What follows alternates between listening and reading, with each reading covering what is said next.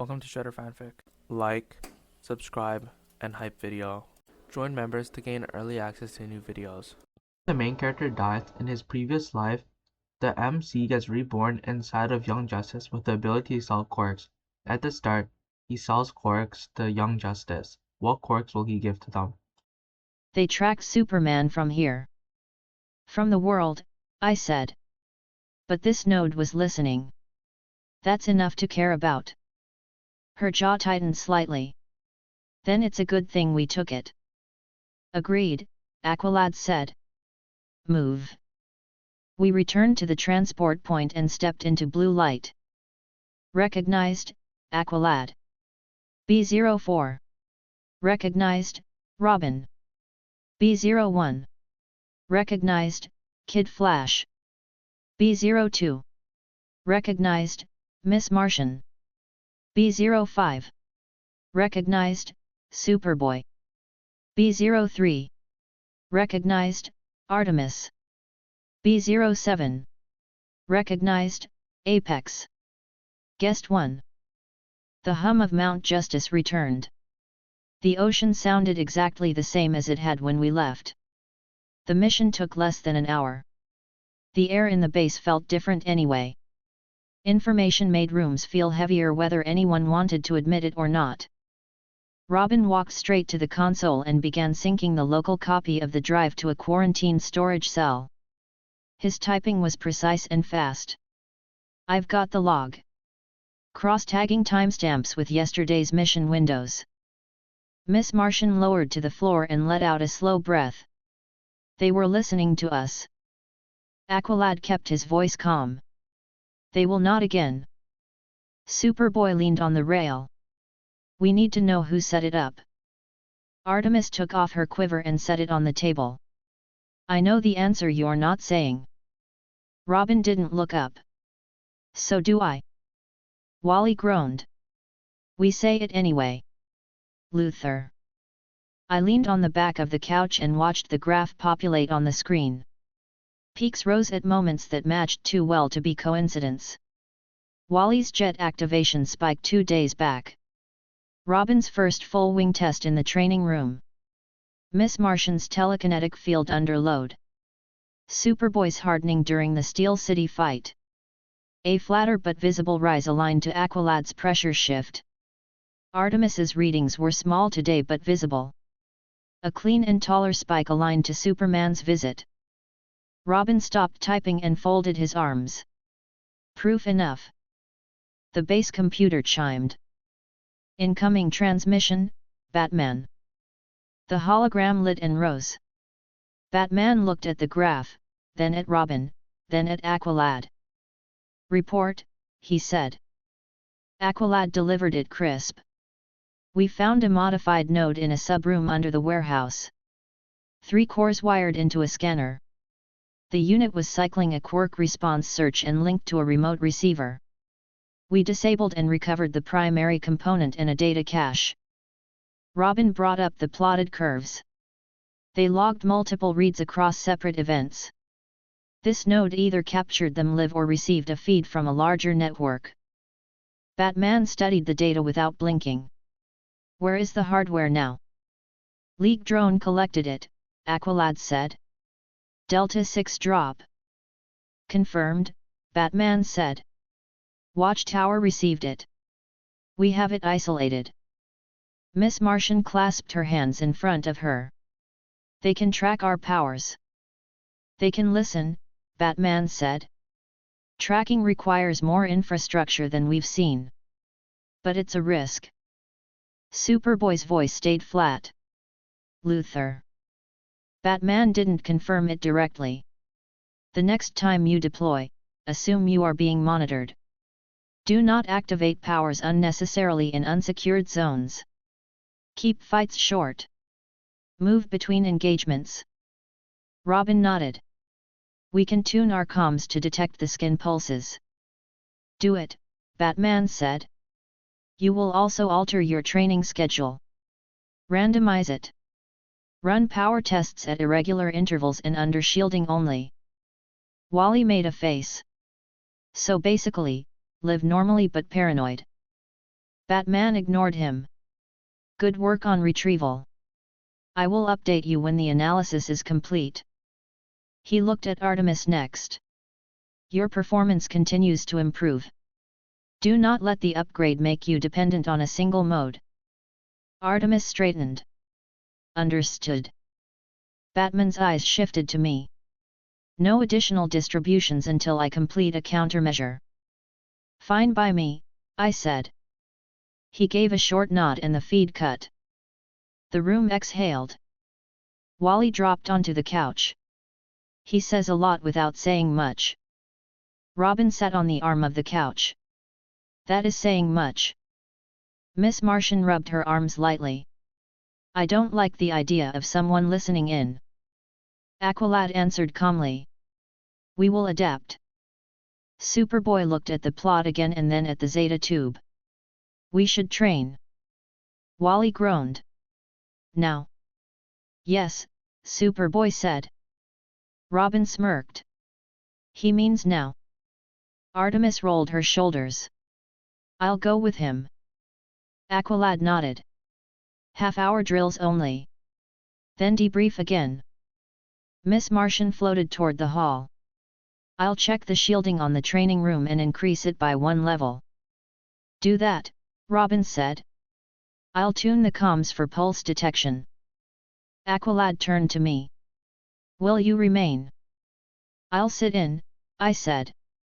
I like upgrades. Even when they're annoying. Wally pointed at me. You like all upgrades. Especially the expensive ones. I smiled. As long as the check clears. He laughed despite himself and jogged after Superboy toward the training wing. Artemis followed, bow at her side. Her expression was controlled, but the set of her jaw showed focus. She had a new tool now. She wanted to press it until it felt like part of her. That was the right instinct. Robin finished the COMM patch and tossed me a spare earpiece. You'll want to hear when the scanners hit again. I caught it and put it on. Nice work. He grinned briefly and then returned to the console. Aqualad watched him work and then moved to the window. He stood still for a moment, eyes on the water. I knew the look. He was measuring risk against duty in clean lines. Miss Martian returned after a few minutes. Shielding increased. We're good. Thanks, Robin said. The training room hummed through the wall. Superboy and Artemis started a slow spar. The sound of contact carried clean impacts, controlled movement, measured rest. Wally's voice rose once and then quieted after a brief complaint. Miss Martian closed her eyes briefly and monitored their physical stress from the hall without intruding. I leaned against the console and watched the plot freeze into memory. I felt good. The team had moved from reaction to approach. Information in hand always made my chest lighter. It meant we were ahead again. Not by much, but enough to matter.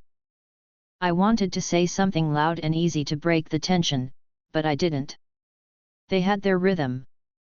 My voice was useful when it shaped motion. Right now, the motion was clean. Robin glanced at me. You're quiet. I only talk when it's profitable, I said. He laughed once, short and honest. Fair enough. The bass settled into a careful routine again. The ocean kept its steady sound. The lights shifted with the hour. The day would end with the same list it started with: train, eat, debrief, sleep. There would be another mission. Another call. Another set of numbers to keep under the limit. We were ready for that. We had to be. Chapter 17, Relay Undercover. Red Tornado's alert reached us 20 minutes after the graph finished rendering on the main screen. Batman's instructions followed 2 minutes later. We were going to the watchtower for a joint briefing. The room quieted in a way I had started to recognize. It wasn't fear. It was focus. Aqualad set his towel aside. We move. We lined up in front of the Zeta tube. The base lights steadied to white. The ocean sound cut off as the beam took us. Recognized, Aqualad. B04. Recognized, Robin. B01. Recognized, Kid Flash. B02. Recognized, Miss Martian. B05. Recognized, Superboy. B03. Recognized, Artemis. B07. Recognized, Apex. Guest 1. The watchtower's landing ring opened into a wide corridor. Clean floors. Controlled air. The window to Earth filled the far wall. I always felt a small shift inside when that view hit my eyes. Not awe. Calibration. Batman, Superman, and Martian Manhunter were already in the conference ring when we arrived. Batman stood near the central display, gloves folded. Superman's arms were crossed but relaxed. Martian Manhunter's hands rested behind him, posture even. The room lights were neutral and flat. No shadows to hide mistakes. Aqualad stepped forward first. You requested us. Batman nodded once. We did. He brought up a projection of our plotted Quirks scan data. The peaks rose in a clean staircase across the days. He overlaid a second set of readings from watchtower sensors. The second set matched location windows across Gotham, Metropolis, and a corridor running along the eastern seaboard. Superman pointed at a narrow cluster near Gotham. There. Look at the return times. That's not broadcast scatter. That's a fixed relay path. Robin leaned closer.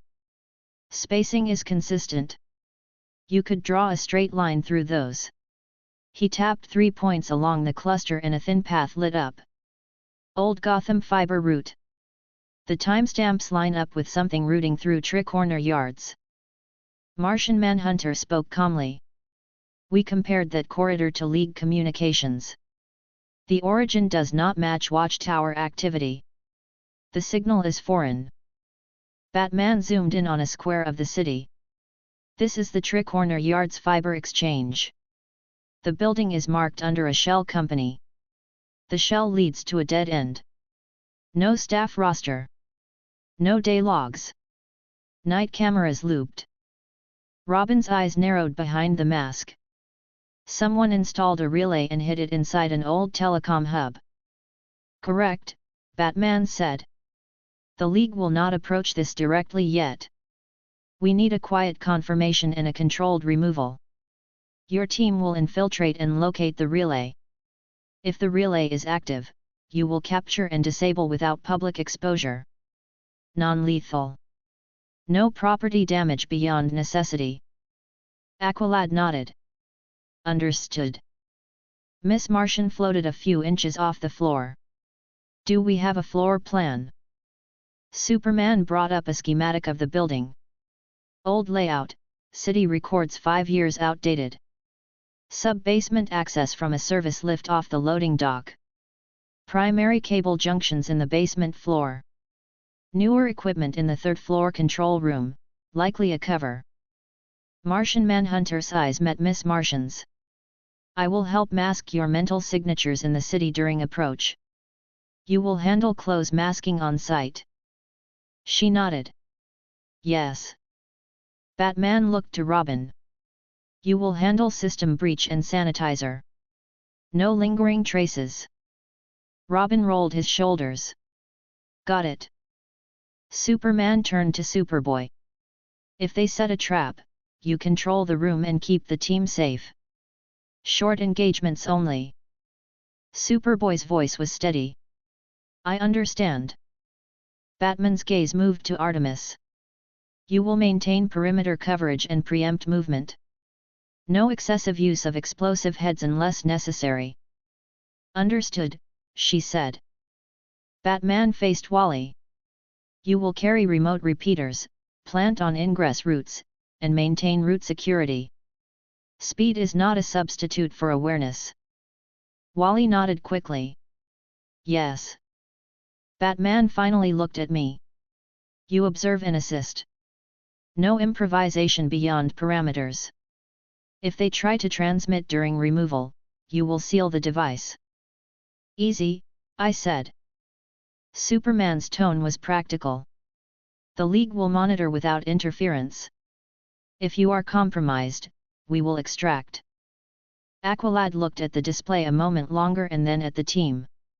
We are ready. Batman switched the schematic to a live satellite still of Tricorner Yards. One more note.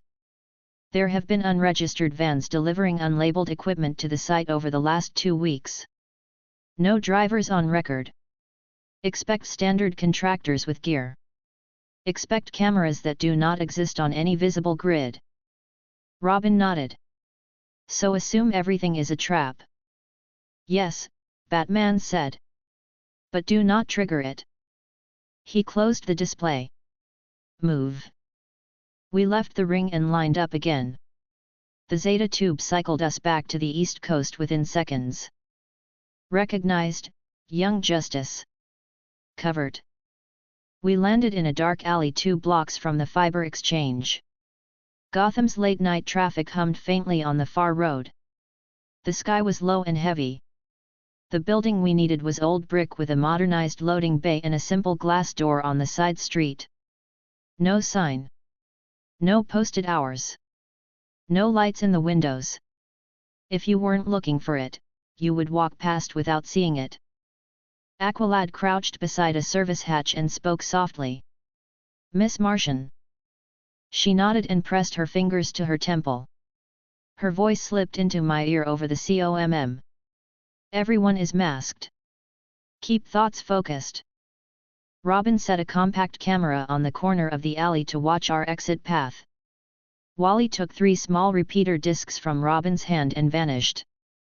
He reappeared 5 seconds later. Repeaters placed. South alley, east corner, rooftop stair. Good, Aqualad said. Artemis, take rooftop west. Cover the loading dock and the street door. Robin, Apex, with me. Kid Flash, shadow our movement only when clear.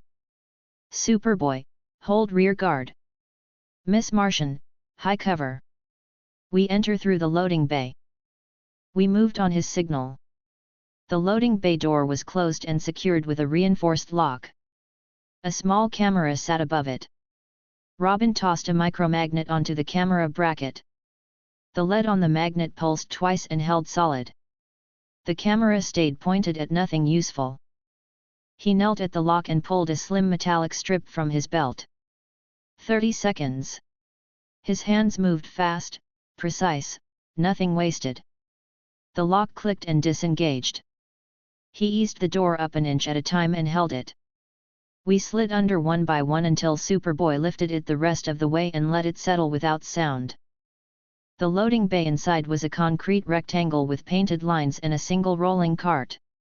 It smelled like dust and old wiring. The service lift stood at the far end. A new key panel was bolted onto the side. That panel did not exist in the 5-year-old plans. Robin opened a small box from his belt and unfolded a tethered probe. He clipped it to the panel and watched his wrist display. Local grid. Closed network. No outside connection. That's good for us. Fast, Aqualad said. Robin's eyes tracked the lines of code as if they were physical. Done. He pressed the call button. The lift arrived with a soft motor sound and opened to an empty car. We stepped in and faced the door. Robin tapped the panel again. Sub-basement. The lift dropped. The car shuddered once and stopped.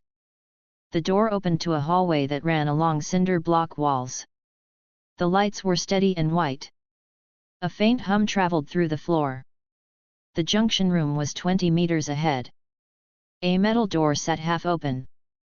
Aqualad raised 2 fingers and pointed forward. We moved. Miss Martian's voice reached us low and clear. No mines in the basement. 2 on the first floor. They are not moving. Copy, Aqualad said. We reached the door.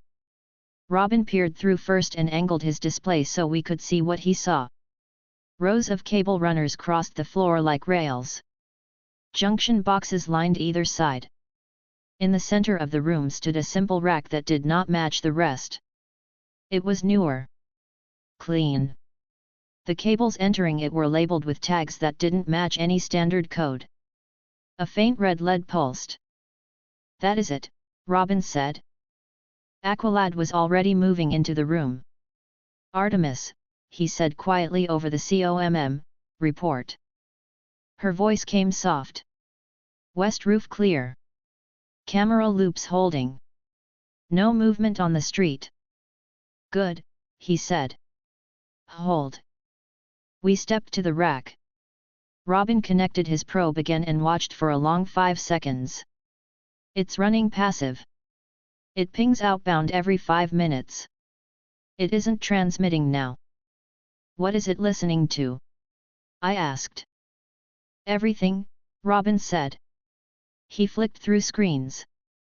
Power line noise. Radio chatter. Spikes. It's not just the cores. It's general environment listening, with flags for the quirk-like patterns." "Can you pull the log?" Aqualad asked. "Already doing it," Robin said. The data scrolled. "And I'm dropping a scrubber in case they try a recall." Superboy stood at the door, watching the hall.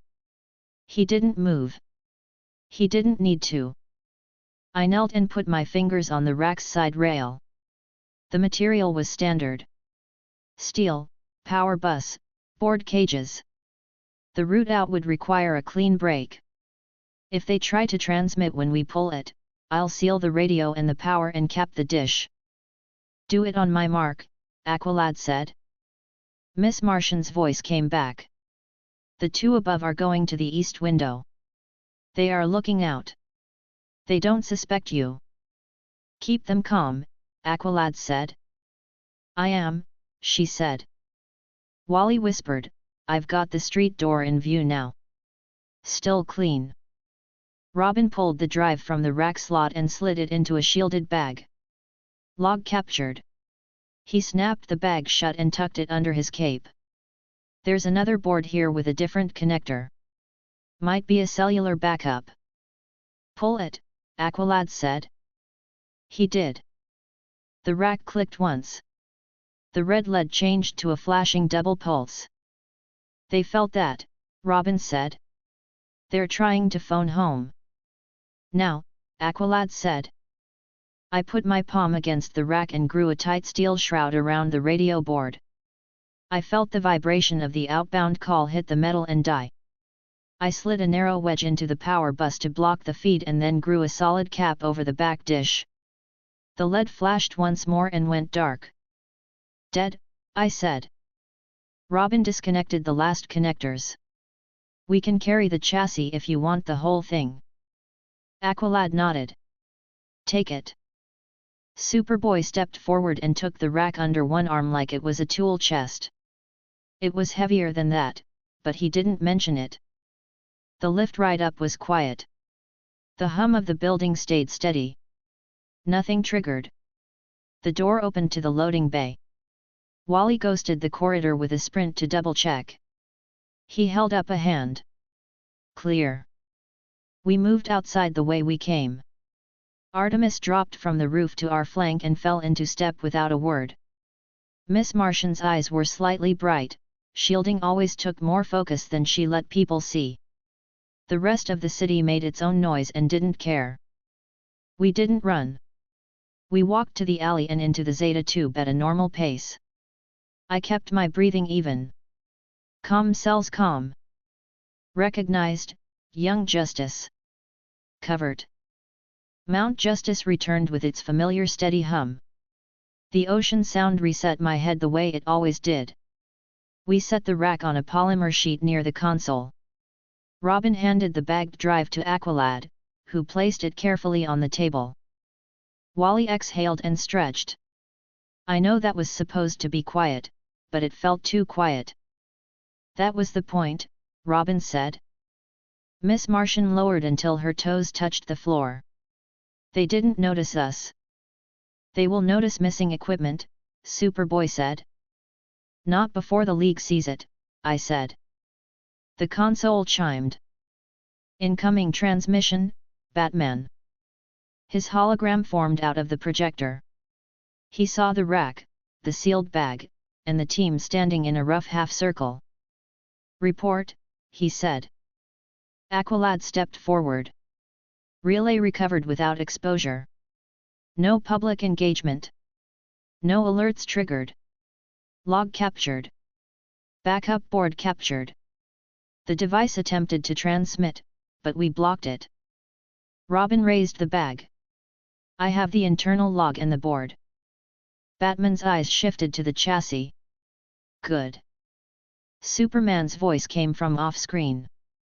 Send the drive and chassis via standard drone. We'll isolate immediately. Robin typed quickly. Transmitting coordinates. Martian Manhunter's voice followed. Your shields held across the city grid.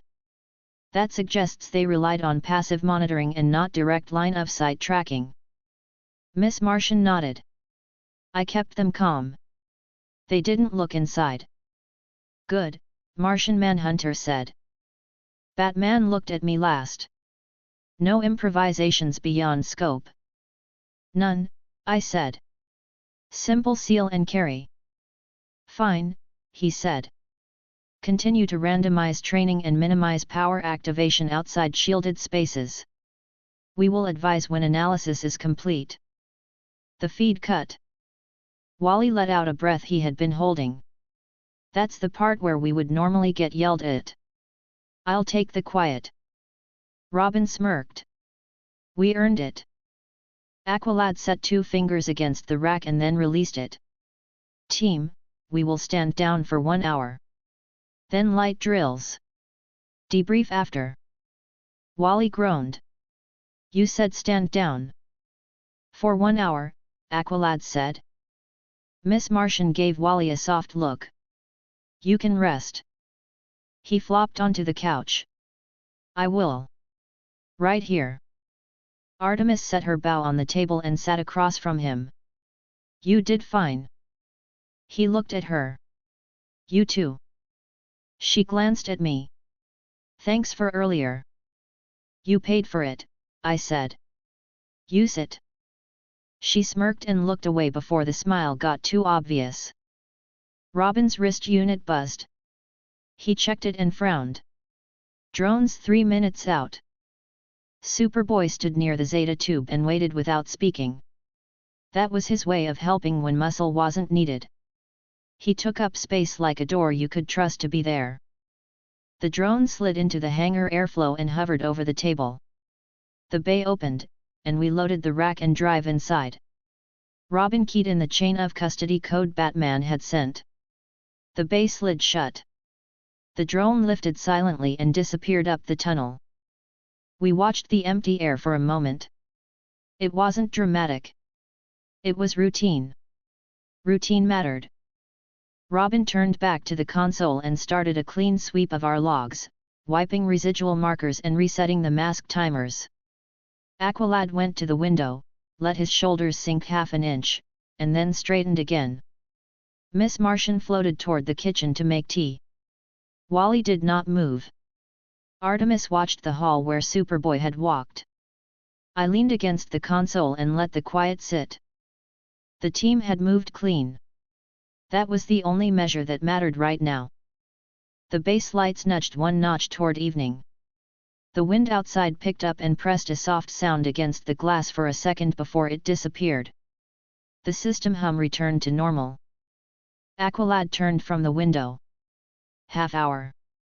Then drills. Wally put an arm over his face. I heard you. Miss Martian smiled. I'll have tea ready anyway. Robin glanced at me. You looked like you were going to say something. I'll save it, I said. You already did it right. He nodded and returned to his work. The room stayed quiet for a long time. It was good quiet. The kind that follows a clean job. I let the quiet sit a little longer. Chapter 18, Night Lines. Batman's update came through while the team finished cooldown drills. The base lights shifted to neutral. The ocean sound stayed steady. Robin brought the feed onto the main screen. The data was clean and short. That meant the decision was already made. Deep trace complete, Batman said. The relay's outbound address resolves through a corporate backbone registered to Bellridge Solutions. Shell filings point to a hidden LexCorp subsidiary operating in Bloodhaven. He brought up an overhead of the city grid. Bloodhaven's river cut the map into two uneven shapes. A red square marked an exchange building 3 blocks from a rail spur. Primary switching hub, Batman continued. Maintenance window at 0200. 2-hour service period. Staff reduced to a skeleton crew and contractor team. Cameras route through an internal network. Your objective is to infiltrate, locate the hidden relay rack, capture all logs, and remove transmission hardware for leak analysis. Non-lethal. No public exposure. Get in and out without notice. Aqualad stood with his hands behind his back. Understood. Superman's voice carried through the speaker. We'll maintain orbit support. No interference unless requested. Martian Manhunter added, I'll assist with mental masking on approach. Batman's eyes moved from each of us to the screen again. Robin, you'll control internal access and sanitation. Miss Martian, you handle staff comm. Kid Flash, route security and repeater placement. Artemis, perimeter cover. Superboy, containment if anything escalates. Apex, observe and seal hardware when it tries to transmit. Aqualad, you command. Robin nodded. I'll prep a scrub kit in a local mirror. Wally bounced once on the balls of his feet. I'll carry 3 repeaters and a relay blocker. Artemis checked her quiver. Non-lethal heads loaded. Superboy said nothing but gave a short nod. I leaned a hip against the console and sipped water. Simple and quiet. I can work with that. Batman's eyes flicked to me, then back to the map. Zeta access is locked to the south transit node. Move. The feed cut. Aqualad turned without raising his voice. Gear up. Stealth suits. No symbol exposure. We moved. I swapped jackets for a matte layer with no glare. Robin packed an updated tether kit and a narrow coil of fiber line. Wally stuffed repeaters into a belt pouch. Miss Martian rolled her shoulders and took a long breath. Artemis checked each arrow, then checked them again. Superboy stood by the door and waited. Aqualad tightened the straps on his bearers and looked at each of us once. Ready, he said. We lined up. Recognized, Aqualad. B04. Recognized, Robin. B01. Recognized, Kid Flash. B02. Recognized, Miss Martian. B05. Recognized, Superboy. B03. Recognized, Artemis. B07. Recognized, Apex. Guest 1. The Zeta beam replaced seawater with the dry smell of concrete. We landed in a service corridor that opened into a dark lot south of the hub.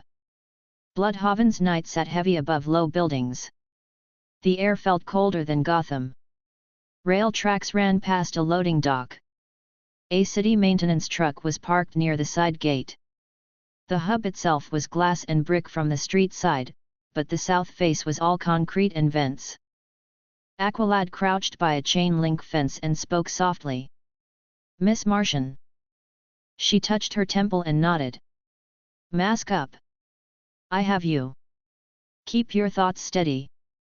Robin pressed a palm-sized lens on the fence. It cut a clean circle through the chain in 10 seconds. We slipped through. Wally slid the cut piece back into place and leaned it so it looked unbroken from a distance. We reached a shadow under a vent row. Robin tested the first camera loop with a thumbprint-sized beacon. The indicator flashed green. Internal network only, he whispered. No public scrape. Good, Aqualad said. Artemis, West Fire Stair.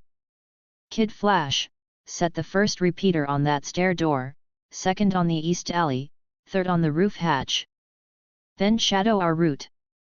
Do not rush past coverage. On it, Wally said. He dissolved into movement and then silently reappeared 3 times in quick sequence. Done. Miss Martian, Aqualad said, give me a map of active mines. 6 on staff, she said quietly. 2 on the 3rd floor, 3 in the 1st floor monitoring room, 1 in the basement on rounds. Calm and routine. 2 more outside near the rail. Talking. Not looking this way. Keep them steady, Aqualad said. Robin. Robin knelt by a ground-level utility panel. He used a thin wedge to pop it open and clipped in the tether. I'm inside the building network. New switches on floors 2 and 3. Basement is old hardware, no loops. That's probably where they hid it. The relay we pulled was in a sub-room. Expect the same pattern. He spoofed 2 badges and held up thin cards. Aqualad, Apex. Your badges. Miss Martian can get us past anyone we meet, but I'd rather no one meet us. Aqualad took his badge and hung it behind his collar. I slid mine into a pocket. We moved to a service door that fed into a stair tower. Robin swiped the badge. The lock clicked. We stepped into the stairwell with quiet feet and stopped at the second landing while Robin listened at the door and peeked through the small wire glass window. First floor monitors are down the hall to the right, he whispered. Basement door is left, badge access. No one in the hall. He opened the door just enough. We moved through. Miss Martian's focus settled over the space and held the edges. The building's hum seemed louder in the quiet. We reached the basement door. Robin swiped. The reader lit green. The door opened into a concrete stairway with old paint on the rails.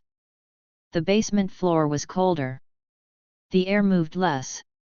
The lights were fixed at a steady brightness that made everything look flat and clean. Miss Martian said, the one on rounds is at the far end. He just sat down. He's checking his phone. I'll keep him focused. Aqualad pointed ahead. Robin, Apex, locate the rack. Artemis, cover the stair. Kid Flash, take the opposite corner and watch the corridor. Superboy, hold the door. Miss Martian, keep a net ready. We moved into the main room. Cables crossed in trays above our heads. Junction racks stood in rows with old labels. In the back corner, a new rack sat next to a low equipment cabinet with a cooling fan that turned without dust. The wires into the cabinet had the same wrong tags we saw in Gotham. A familiar red lead pulsed. Robin folded into a crouch beside it. Same builder. Same code style. They didn't bother to hide their habits. He plugged in and breathed once. I'm in. Node is running passive monitors and scheduled bursts. Q shows a push at 2:40. They're gathering until then. I felt the hum against my skin the way I had in Gotham. It felt steady. It wanted to be ignored. Aqualad kept watch on the room and spoke low. We pull their logs before the scheduled push. We remove the board. Miss Martian said, staff still calm.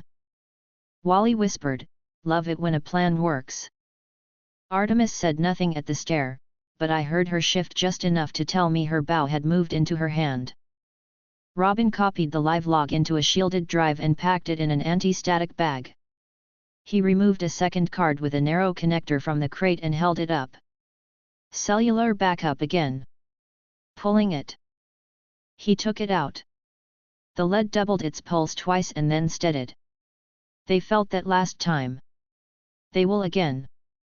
Ready. Aqualad said, Apex. On it, I answered. I placed my palm on the radio board housing inside the cabinet and grew a tight steel cup around the transmitter. The resonance thumped the cup once and disappeared. I set a wedge on the main power rails and grew a small plate over a narrow dish in the rear. The lead flashed and turned blank. Dead, I said. Robin unclipped the last connector and slid the board into the bag. Chassis is simple. We can carry it whole. Superboy stepped up without a word, lifted the cabinet base, and set it on one arm. Good, Aqualad said. We exit the way we came. Miss Martian, status. The staff moved, she said. One on the third floor stood up and went to the window. He sat again. Two on the first floor are talking about a vending machine. The basement technician is still at the end of the hall. He will look this way in 20 seconds if he keeps his pace. I can stall him, but it will be simple if we leave now. Move, Aqualad said. We retraced our steps. Wally checked the corner and nodded. Robin led us back up the stair with high steps that made no sound. Superboy's footfalls were heavy in theory only. Artemis kept her bow low and ready. Miss Martian's presence felt like clean air. The first floor corridor had not changed. The badge locked us back into the stair tower. Robin closed the door and waited while Aqualad counted down to align with Miss Martian's mental nudge on the basement technician's attention. Then we climbed. Second floor, clear. Third, clear. Roof hatch. Wally stood by the hatch with a small repeater in his hand. You want this one back? Leave it, Robin said. We may need to reuse this route. We went to the roof long enough to watch the street for 20 seconds. 2 blocks away a city truck turned a corner and disappeared. No vans. No new movement. Drop, Aqualad said. We returned to the alley and cut back through the fence. The night held. The air was still. We walked to the Zeta Point without looking like we were in a rush. Comm cells comm. Recognized, Young Justice. Covered. Mount Justice returned. The hum came back. The ocean sound fit into it exactly where it always did. We set the cabinet on a polymer sheet. Robin placed the drives on the console and started a clean scan. I leaned against the table and listened to the cooling fan slow. The console chimed. Incoming transmission, Batman. His hologram formed with no delay. He saw the hardware and nodded once. Good. Robin held up the bag. Primary log and backup recovered.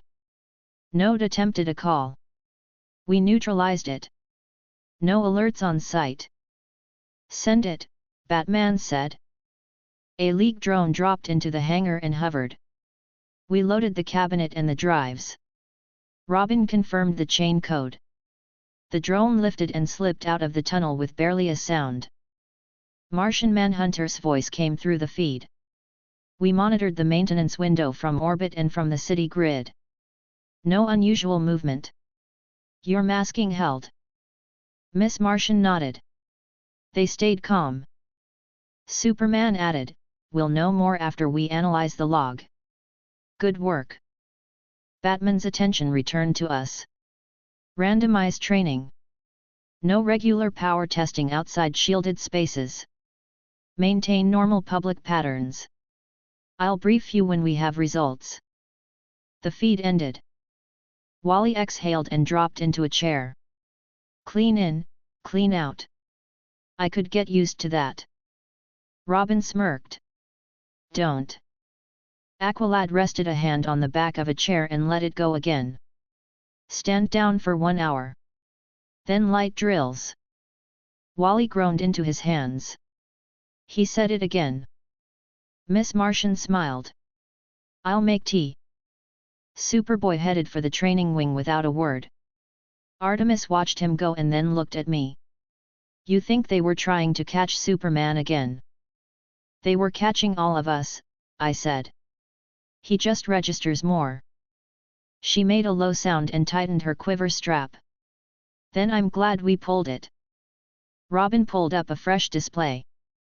I'm going to write a monitor to listen for that pulse pattern across the city bands. If they light up a new node anywhere in reach, we'll hear it. Do it, Aqualad said.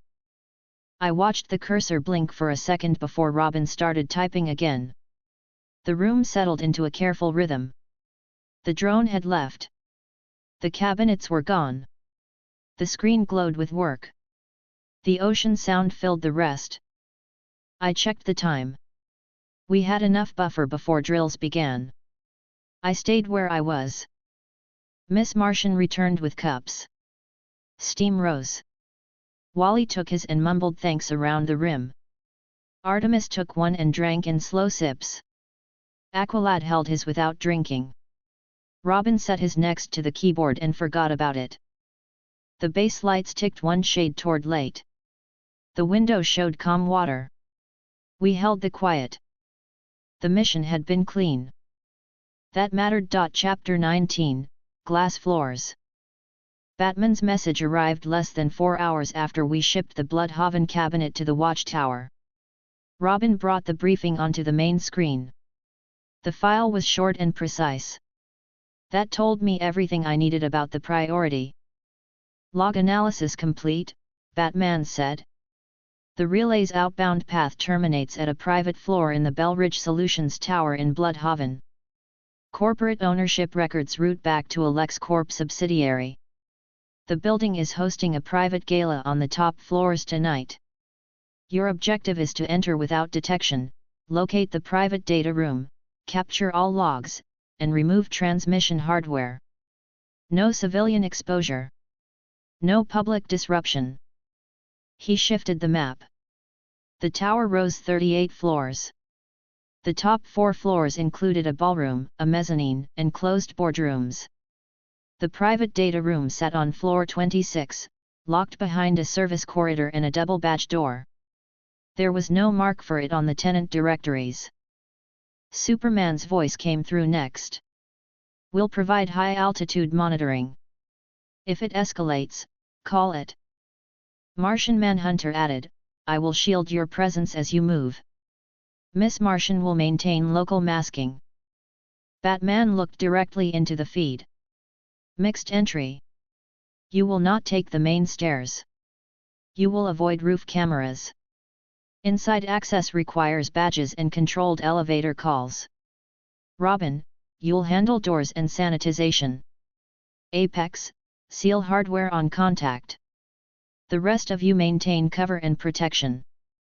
Aqualad answered, steady and sure. Understood. The feed ended. Robin rolled his shoulders. I'll prep a ghost badge kit and a local elevator controller. We'll need staff covers. The gala means catering and AV teams are moving through with approved badges. We can piggyback that pattern. Miss Martian nodded. I can keep eyes away from us if we stay within normal movement. Wally paced once and stopped. You want me running deliveries? Probably, Robin said. It keeps you moving without drawing attention. Artemis checked her quiver, then stepped to the armory cabinet and pulled a slim collapsible staff. I'll stow this under a tray. Precision arrows only. No explosions unless we can't avoid it. Superboy pulled on a plain dark jacket over his uniform. I'll stay near the service elevators. I grabbed a matte black case and checked the foam slots inside. I'll handle sealing the boards. If they try to push outbound when we pull them, they'll fail. Aqualad looked over each of us with a short nod. Stealth suits. No insignia. Quiet movement. Move. We dressed fast. No bright colors, no crests. I traded my usual jacket for a plain, low-sheen layer that didn't reflect light, slid a thin toolkit onto my belt, and locked the case. We lined up. The Zeta tube hummed and took us. Recognized, Aqualad. B04. Recognized, Robin. B01. Recognized, Kid Flash. B02. Recognized, Miss Martian. B05. Recognized, Superboy. B03. Recognized, Artemis. B07. Recognized, Apex. Guest 1. We landed in a dim service corridor behind the Bellridge Tower's loading zone. You could hear muted music through concrete and steel low strings and a steady drum from somewhere above. Catering vans lined the alley. Men and women in black shirts and slacks moved briskly, wheeling carts stacked with glassware and silver trays. An AV truck sat half in and half out of the bay, cables running into the wall. No one looked at us twice. The night had rhythm. Robin passed out thin badge skins and 2 rolled aprons. He slapped a small adhesive under his collar and handed one to me. Ghost overlay. It reads as vendor ID to the short-range readers. Don't let anyone look at it long. Miss Martian inhaled and let the air out. Mask up. Her mental pressure settled across us, soft but firm. Stay inside normal patterns.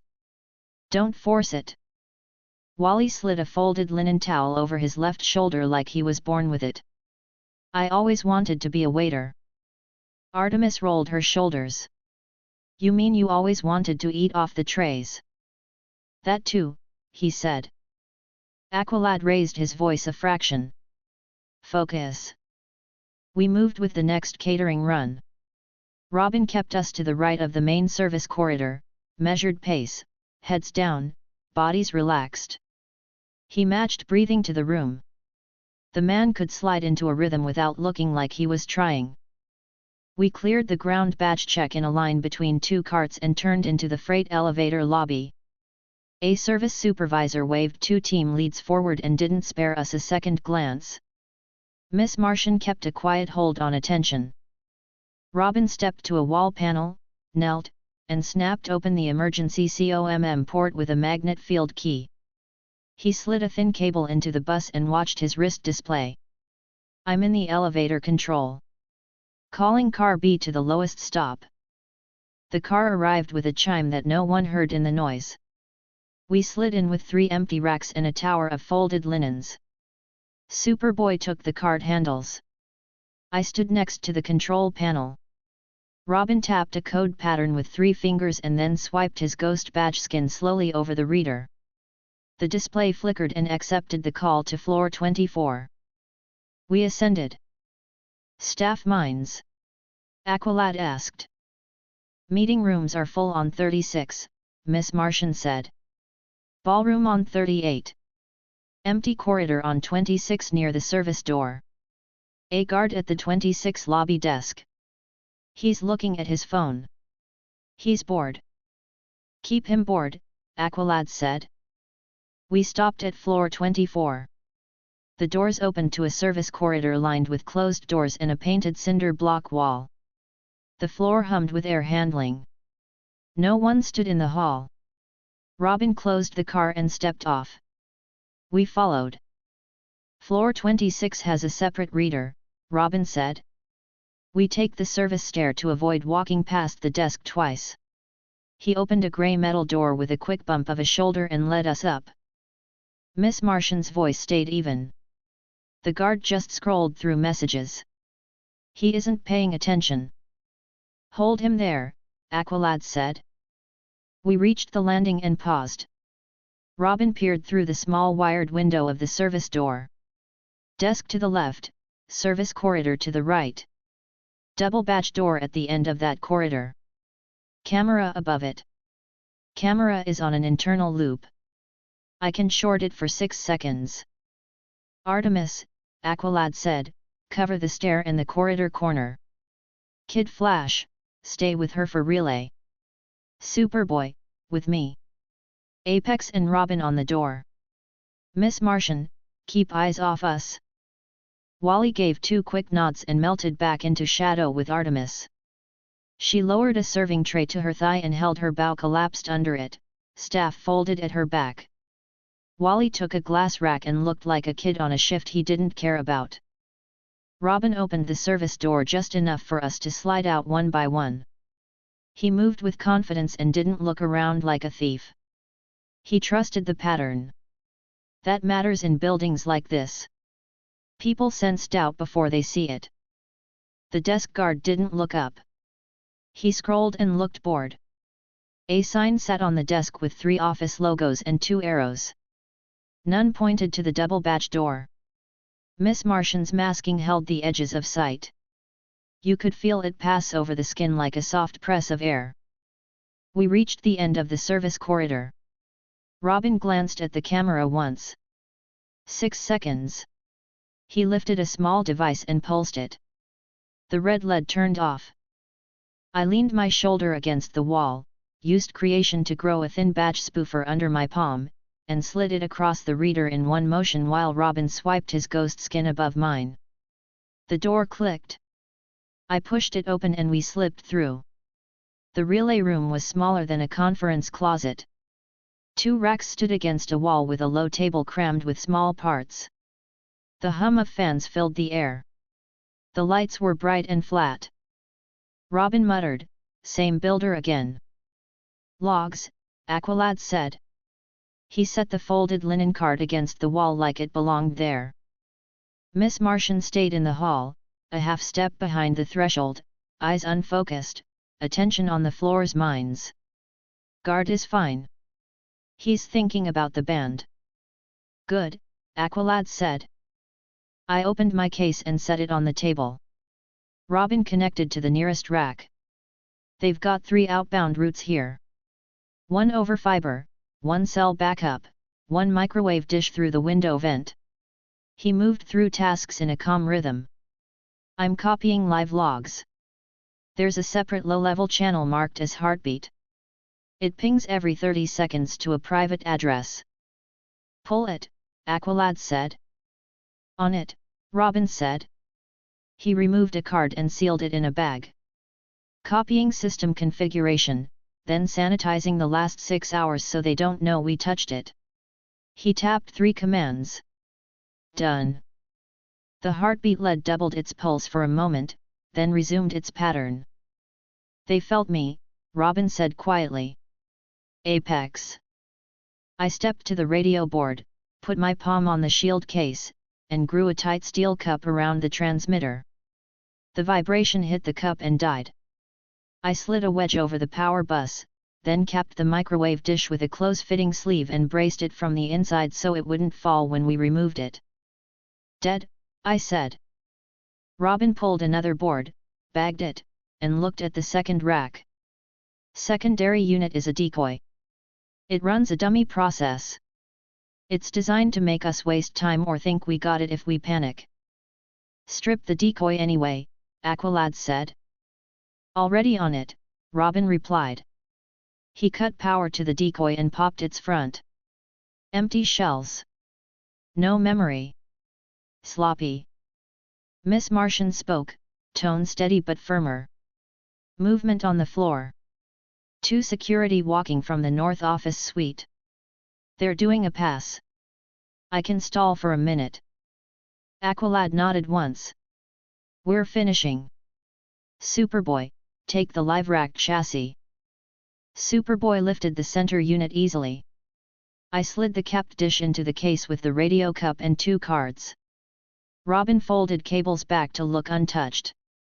He closed panels by feel and wiped a thumbprint off a bracket. We stepped into the corridor again. Robin pulsed the camera. The lead returned. We walked down the service corridor like we were heading to the next shore. No hurry, no stiffness. Artemis and Wally waited at the stair. Wally yawned just enough to sell the cover. Artemis looked bored in the way staff look bored when they've done 3 hours of a job and have 2 more to go.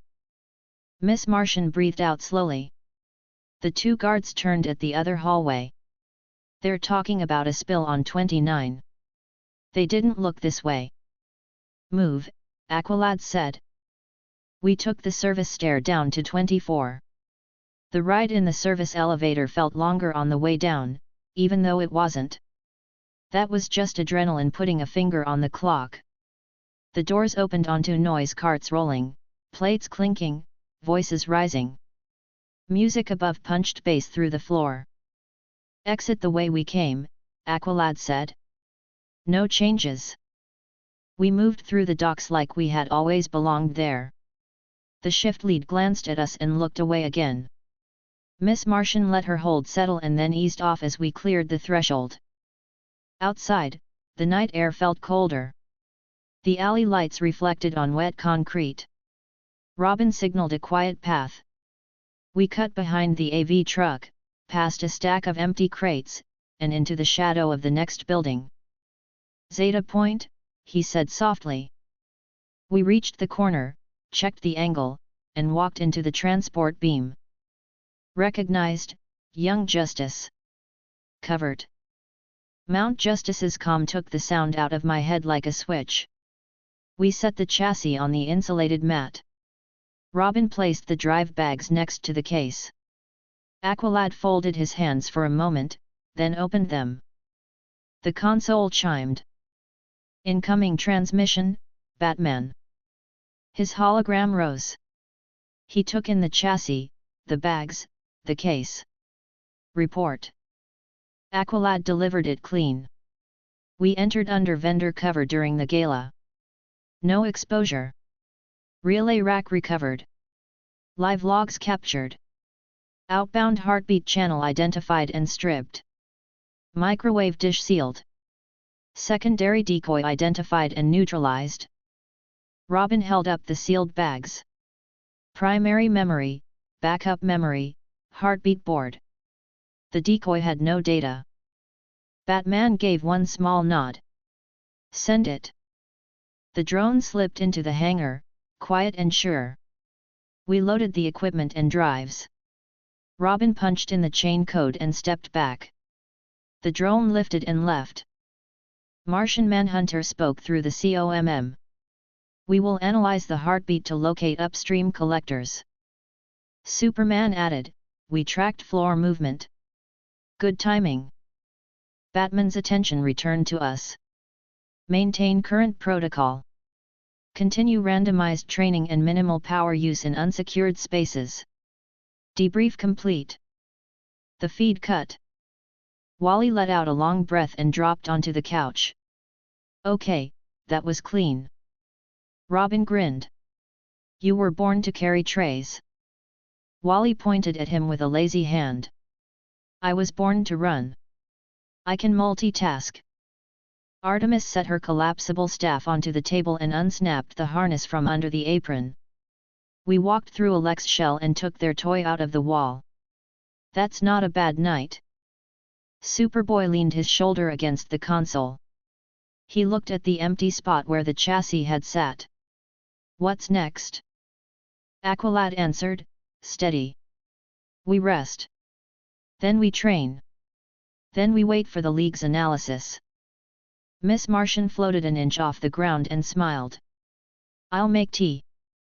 She drifted toward the kitchen. Wally shot up fast enough to catch himself and then slowed down so he didn't look desperate. Artemis laughed under her breath and followed at a normal pace. Robin sat at the console again and pulled up a clean file. He started building a monitor script to listen across public bands for the heartbeat pattern. He kept the rhythm exact. The script would ping my earpiece when it caught even a hint. Aqualad stood at the window and let the sea outside fill his gaze. He didn't smile. He didn't frown. He just took the time it takes to reset. That's leadership I can work with. I leaned against the table and watched the empty mat, then looked at the page where Robin's cursor moved. I wanted to ask him for a copy of the script for a private line. He would give it to me. I didn't need it now. I liked that the team had it first. Miss Martian returned with cups. She handed one to Aqualad, one to Robin, one to Artemis, one to Wally, one to Superboy, and one to me. I took it and set it down on the table next to my case. We drank quietly together. The bass hummed and the ocean moved, and that was enough. The Zeta tube stayed dark. The screen stayed calm. No alarms. No new orders. Just a team in a room, not talking loudly because we didn't need to. It was a good end to the job. It should stay that way for a few hours. I plan to enjoy those hours. Aqualad set his cup down. Drills in 1 hour. Wally groaned, but he didn't fight it. Fine. Artemis tightened the strap on her quiver. I'll be ready. Superboy nodded once and walked toward the gym. Robin typed without looking up. I'll meet you there. Miss Martian smiled. I'll clean up first. I finished my tea and picked up the case. I'll watch. Robin smirked. You always do. He wasn't wrong. Chapter 20, 3 sites, 5 minutes. Batman's call came in just after drills ended. The team was still in the training hall, sweat on the floor and the air thick with heat. Robin jogged to the console and pushed the feed to the main screen. The tone of the alert told me what mattered before Batman even appeared. Timing was decisive, not advisory. Collector tree identified, Batman said. The heartbeat channel from the Bell Ridge relay points to a synchronized set of collector nodes across Bloodhaven. 3 sites. Each one passes upstream to a new endpoint if the others report in within 5 minutes. If one goes dark outside that window, the network flags a tamper alert. He brought up the city grid. 3 dots lit up across it: West Riverside Warehouse Block, Midtown Telecom Substation, South Rail Utility Yard. A timing diagram followed, clean and sharp. You will hit all 3 within the same 5-minute window, Batman said. Recover logs. Remove transmission hardware. No exposure. No civilians. The League will monitor, not assist. If a node alerts, the entire tree burns and we lose the upstream trace. Aqualad's voice was steady. Understood. Superman's voice came through next. We have your positions. We'll keep orbit watch. Martian Manhunter added, I will mask you on approach and dilute any broad awareness. Batman's eyes moved across us, then back to the map. Teams, Site 1 Aqualad, Artemis. Site 2 Robin, Kid Flash. Site 3 Miss Martian, Superboy. Apex, you will float between teams via Zeta hops to seal hardware and carry overflow. You will not engage unless necessary. Clear, I said. Windows are pre-timed, Batman continued. You will sync to Robin's clock. Do not improvise beyond safety. Move. The feed closed. Robin checked his wrist and pulled up a sync timer. Set to Watchtower Master. We hit on my mark. Everyone takes a scrub kit and shield bags. I'm sending route packets to each of you now. He flicked his fingers over the console. Masks on. No signature displays. Use vendor cover again if needed. Wally clicked his repeater pouch and snapped it shut. I'll plant 2, keep the 3rd in hand. I'll move fast but I'll call my corners. Miss Martian nodded. I'll hold staff comm around the sites. Superboy rolled his shoulders once. I'll block if anyone shows up. Artemis tightened her quiver strap. Precision heads only.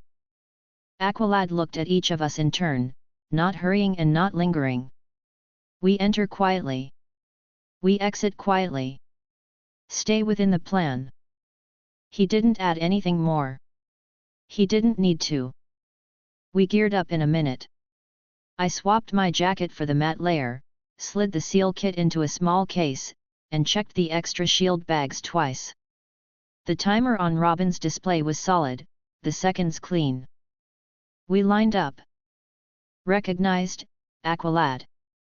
B04. Recognized, Robin. B01. Recognized, Kid Flash. B02. Recognized, Miss Martian. B05. Recognized, Superboy. B03. Recognized, Artemis. B07. Recognized, Apex. Guest 1. The world shifted to Bloodhaven's night. The air was colder than earlier. The wind coming off the river pushed low along the streets. Robin confirmed on comms, voice clipped and even. Everybody clear? Check-ins by site. Aqualad answered first. Site 1, position outside West Warehouse Block. 2 mine signatures inside, idle. Artemis added, roof ladder access is clear. Loading bay closed. Robin looked down his own alley.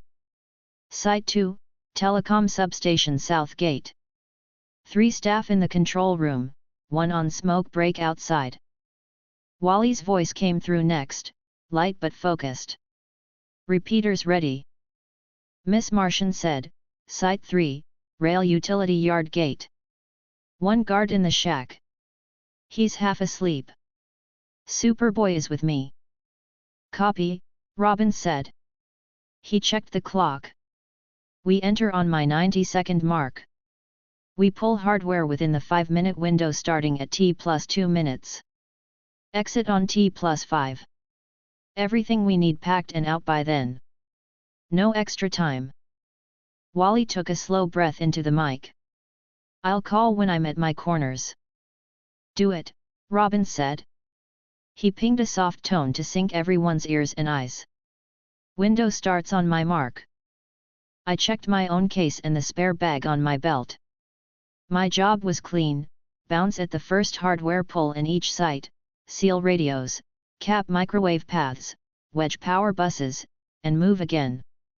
If anyone hit trouble, I'd stay. Robin's tone stayed level. 30 seconds. Aqualad whispered, we move on your voice. 15, Robin said. I listened to the wind fill the small pauses between their breaths. Calm was contagious when you fed it and brittle when you didn't. The team was steady. Good. I liked that. Go, Robin said. We split. Site 1 West Warehouse Block. Aqualad and Artemis hit their door first.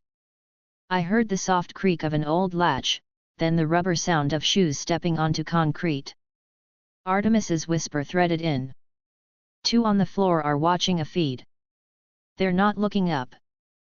Aqualad, relay room. Back left, she said. Door open. I see a rack. I stepped into the Zeta tube on our end and came out behind them, hugging the dark of the service corridor. The room was a low-ceilinged storage space with old shelves and a newer double rack near the back. The hum was familiar. The heartbeat lead blinked a steady pattern. A single camera in the corner tracked left to right and then right to left with a dull motor. Artemis slid an arrow into her bow and fired along the camera's pivot axis.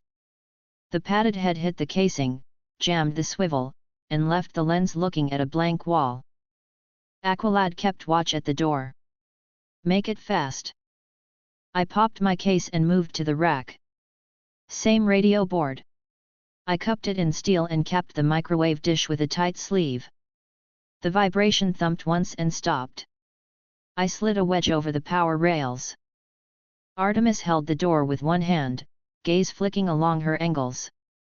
2 footsteps in the hall, she said softly. They stopped. Miss Martian? Aqualad asked over comms. Covering, she said immediately. I nudged them back to their chairs.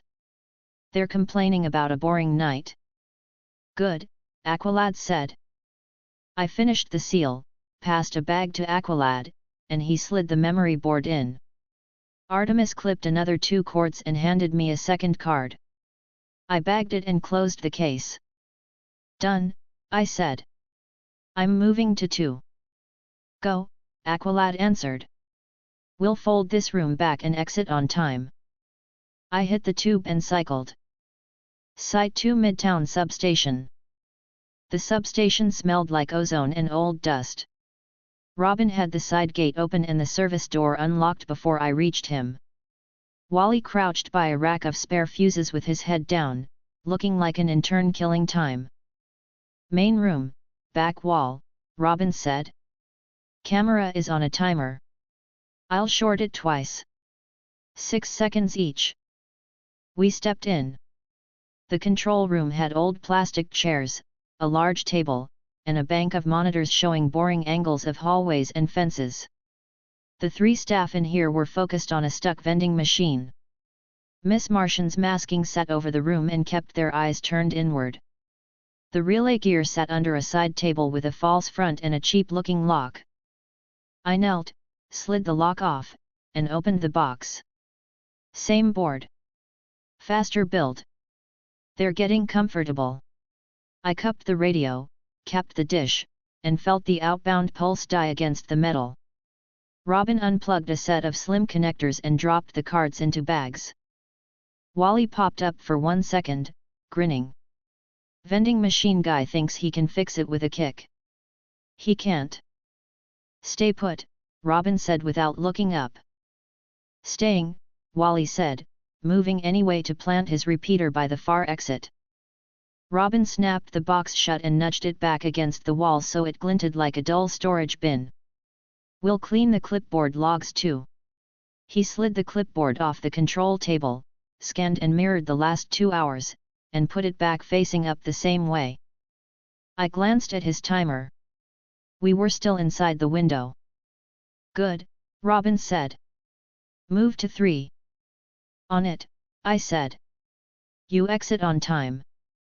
He gave a short nod and turned his head to the door without rushing. That's how you leave rooms like this. You don't mark the air with your speed. I hit the tube. Site 3 South Rail Utility Yard. The yard had a low chain link fence and a shack with a single light. The guard sat inside and scrolled through his phone under a space heater. Miss Martian stood in the shadow of the shack's blind side, eyes steady. Superboy leaned against a rail bumper like one of the posts. Inside, Miss Martian said to me softly. 2 steps. Back closet. I eased the shack door open with her cover. The guard didn't look up. The back closet had a metal filing cabinet with a new pad screwed into the side. The faceplate looked like something for a cheap security system. Inside was the same compact relay and dish. Superboy stepped in, closed the door halfway with one hand, and stood between the guard and the closet. He didn't move other than to breathe. I didn't waste the seconds. I cupped the radio, capped the dish, wedged the bus, and bagged both boards. Miss Martian kept the guard right where he was, his eyes heavy and stray thoughts drifting. Her control was smooth and quiet. No strain on her face. She'd gotten stronger without showing it off. We eased the closet shut and left the shack exactly as we found it. Miss Martian let her focus slip back to a light cover. The guard yawned and checked the time, then stared at the heater again like it mattered. Done, I said. Window? Superboy asked. 2 minutes to spare, I said, looking at my watch. Then we go, he said. We reached the Zeta Point and cycled together. Recognized, Young Justice. Covered. We landed in Mount Justice. The air felt warm after the night. The sea pressed softly at the glass. The timer on Robin's wrist hit the 5-minute mark and chimed once across the COMM network. All sights out, he asked. Aqualad answered, Site 1 clear. Robin said, Site 2 clear.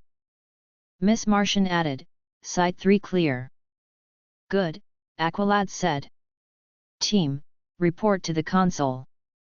We set the sealed bags and the small shack relay box onto the polymer mat. Robin placed the substation cards on the table and pulled up a fresh log.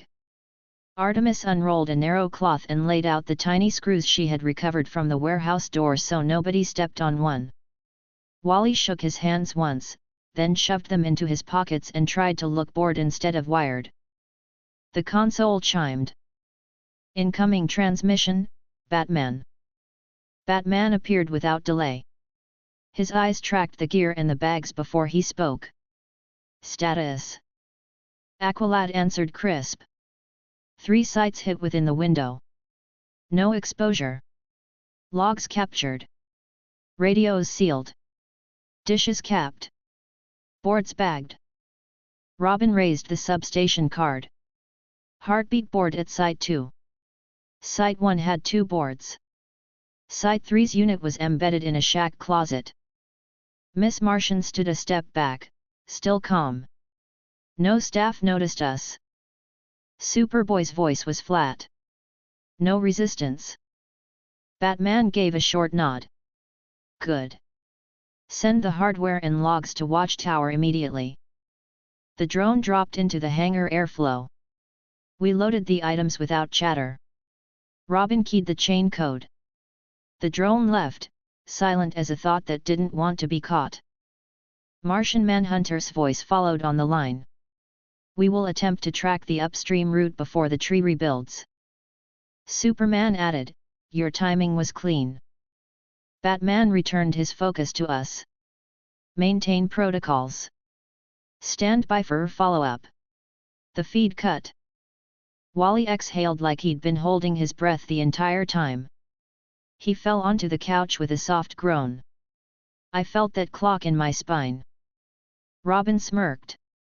You didn't break anything. That's growth. Hey, Wally said, pointing at him without looking. I am mature. Artemis snorted. Sure. Miss Martian smiled. You did great. Superboy leaned a shoulder into the wall by the Zeta tube. He didn't say anything, but the line of his mouth eased by a degree. Aqualad moved to the window and let his hands rest at his sides. We will rest for 1 hour. Light drills after. Wally flopped his head back. That line again. It works, Aqualad said. Miss Martian floated toward the kitchen. I'll make something warm. She vanished into the corridor, her skirt brushing the air as she turned. Robin settled into the chair at the console and began scrubbing our internal logs again, wiping times and replacing them with a generic block. Artemis took a seat at the table and set her bow across her lap, cleaning the riser with quick, focused swipes. I stood near the mat and watched the empty floor where the gear had been. The feeling in my chest was the line I chase on purpose, the lean after a clean job. Not adrenaline. Clarity. The team had been precise. Everyone had held their piece without reaching beyond it for style. That is not as common as people think. The Zeta tube hummed a soft idle. The base lights shifted a fraction warmer. The ocean eased back into its usual sound. Miss Martian returned with mugs. Wally sat up fast like he had never been lying down. Artemis accepted her cup with a small nod, then took a slow drink. Superboy took his and held it in both hands, heat soaking into his fingers without changing anything about the way he stood. Aqualad accepted his without looking away from the glass. Robin reached for his and put it back down after a sip, his eyes stayed on the screen. The console chimed again, quicker this time. Incoming transmission, Batman. That was fast. He didn't wait until he had a full report if the news was time-sensitive. Batman's hologram rose.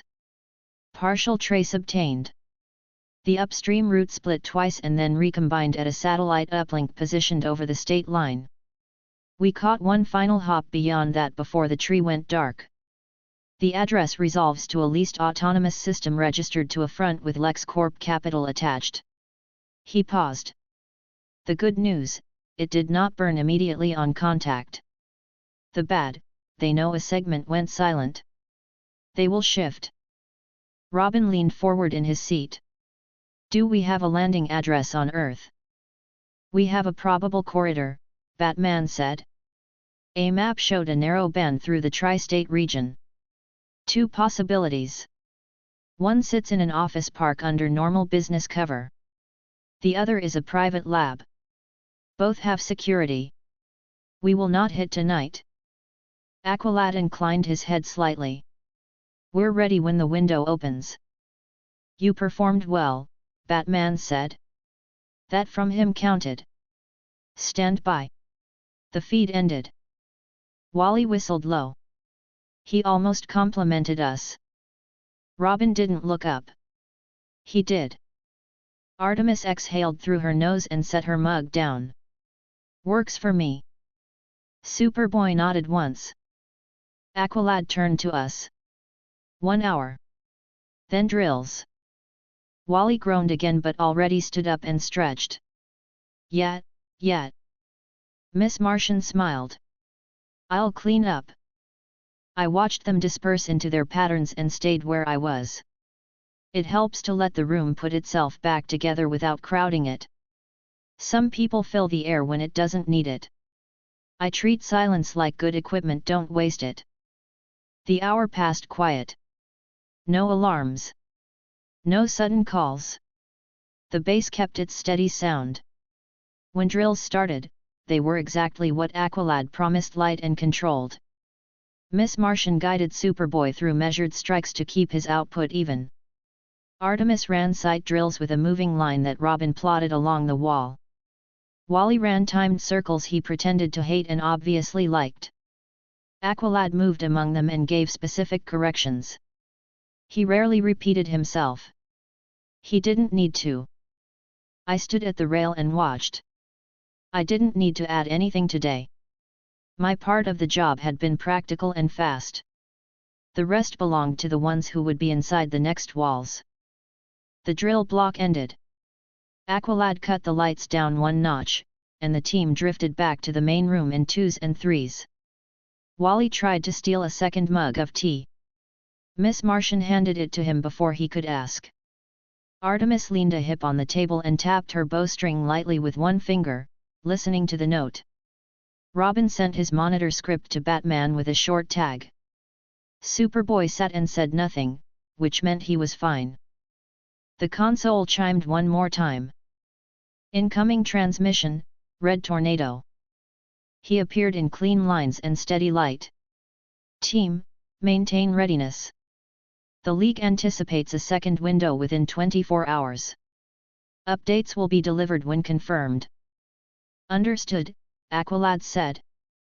Red Tornado inclined his head and vanished. Wally rubbed his hands together. I'm calling it. We're getting another mission before breakfast. Robin smirked. We probably are. Artemis picked up her bow. Then I'll be ready.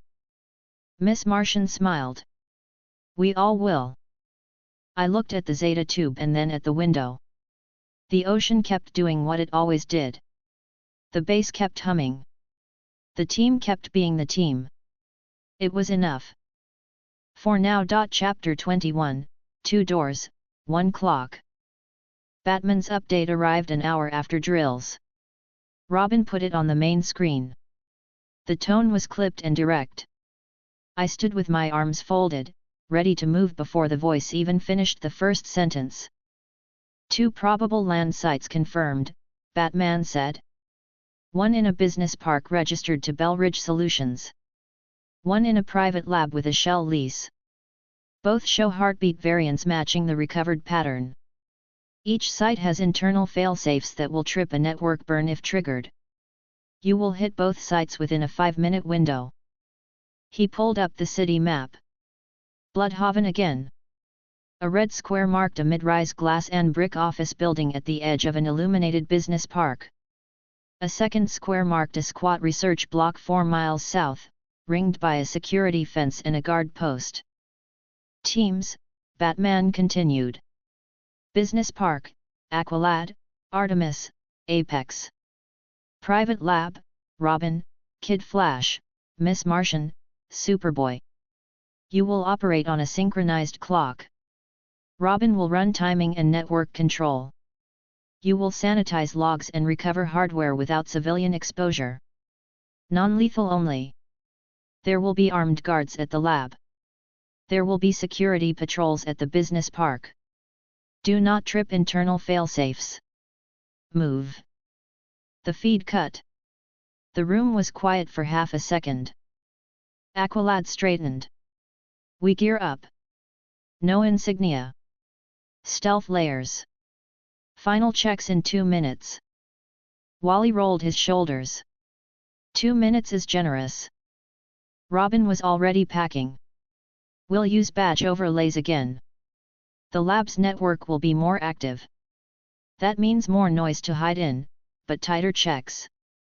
I'll spoof the elevator calls and force camera loops from inside. Miss Martian nodded. I'll mask mines in narrow bursts.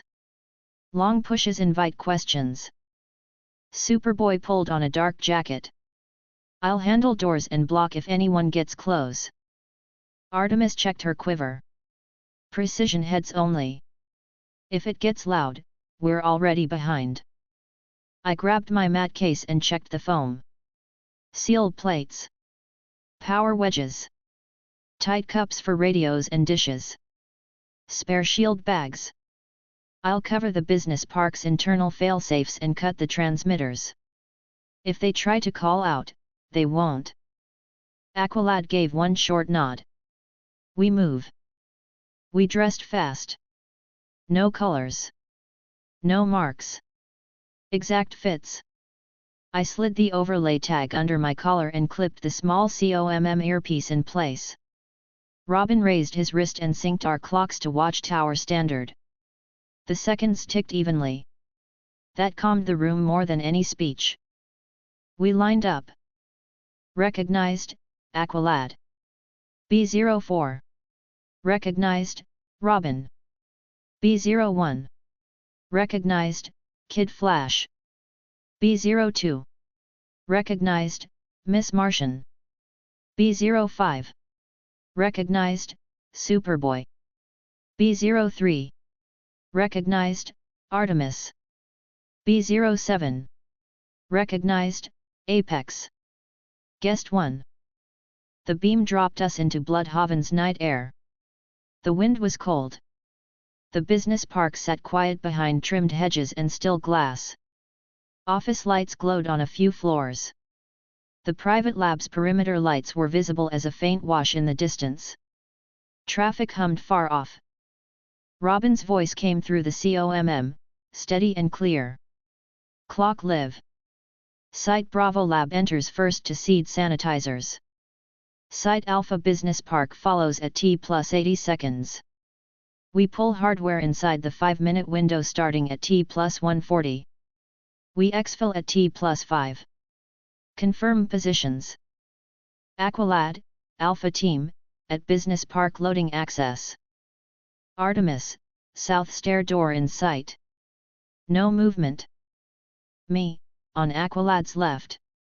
Case ready. Robin, Bravo Team, at Lab's east service gate. Camera loops found. Badge overlays up. Wally, repeaters hot. Miss Martian, 2 guards in the lobby, 1 moving along the north hall, 1 in the camera room. Board. Superboy, at service door. Robin's tone sharpened by 1 notch. Mark in 90. Mask up. Miss Martian's focus tightened and settled. The soft pressure in my head was familiar now.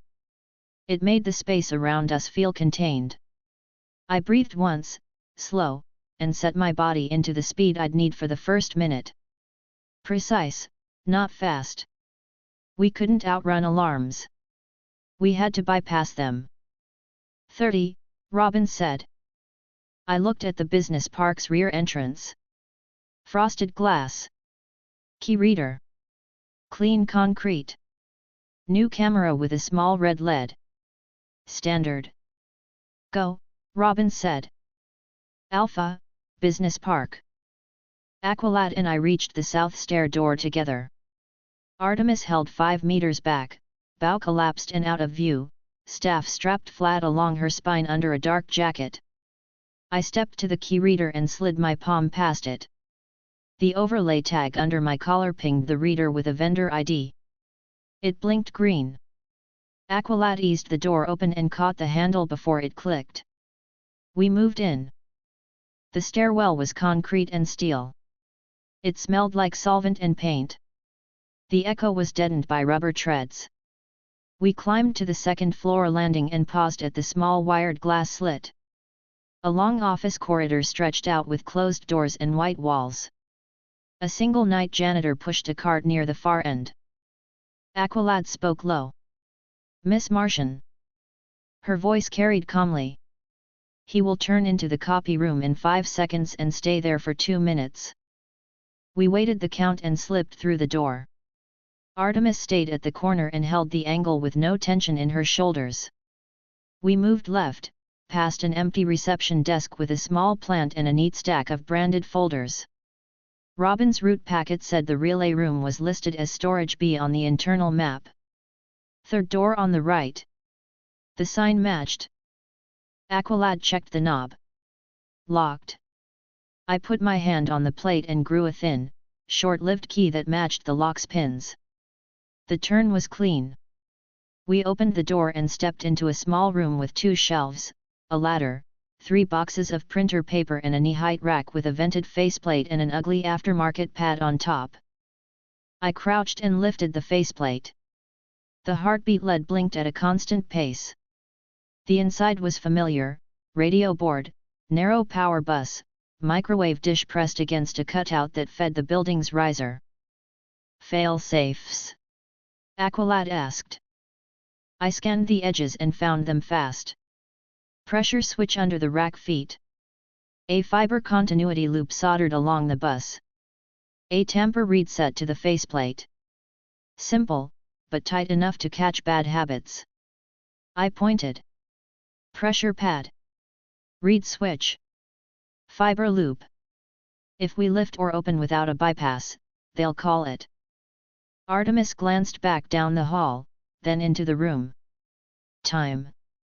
I checked the shared clock. Bravo should be inside now. We start at 1:40. We're on pace. Aqualad nodded once. Do it. I slid a thin steel shim under the faceplate edge, grew the metal around the reed magnet until it held the switch closed on its own, and lifted the faceplate carefully without breaking contact. I then created a short bypass loop to keep the fiber line reading continuity and clipped it across the test posts. I slid a narrow wedge under the rack feet to hold pressure while I slipped thin pads along the corners to take the weight without changing the sensor's read. Every move was gentle and deliberate. I didn't breathe hard. You don't shake your hands on this work. Set, I said.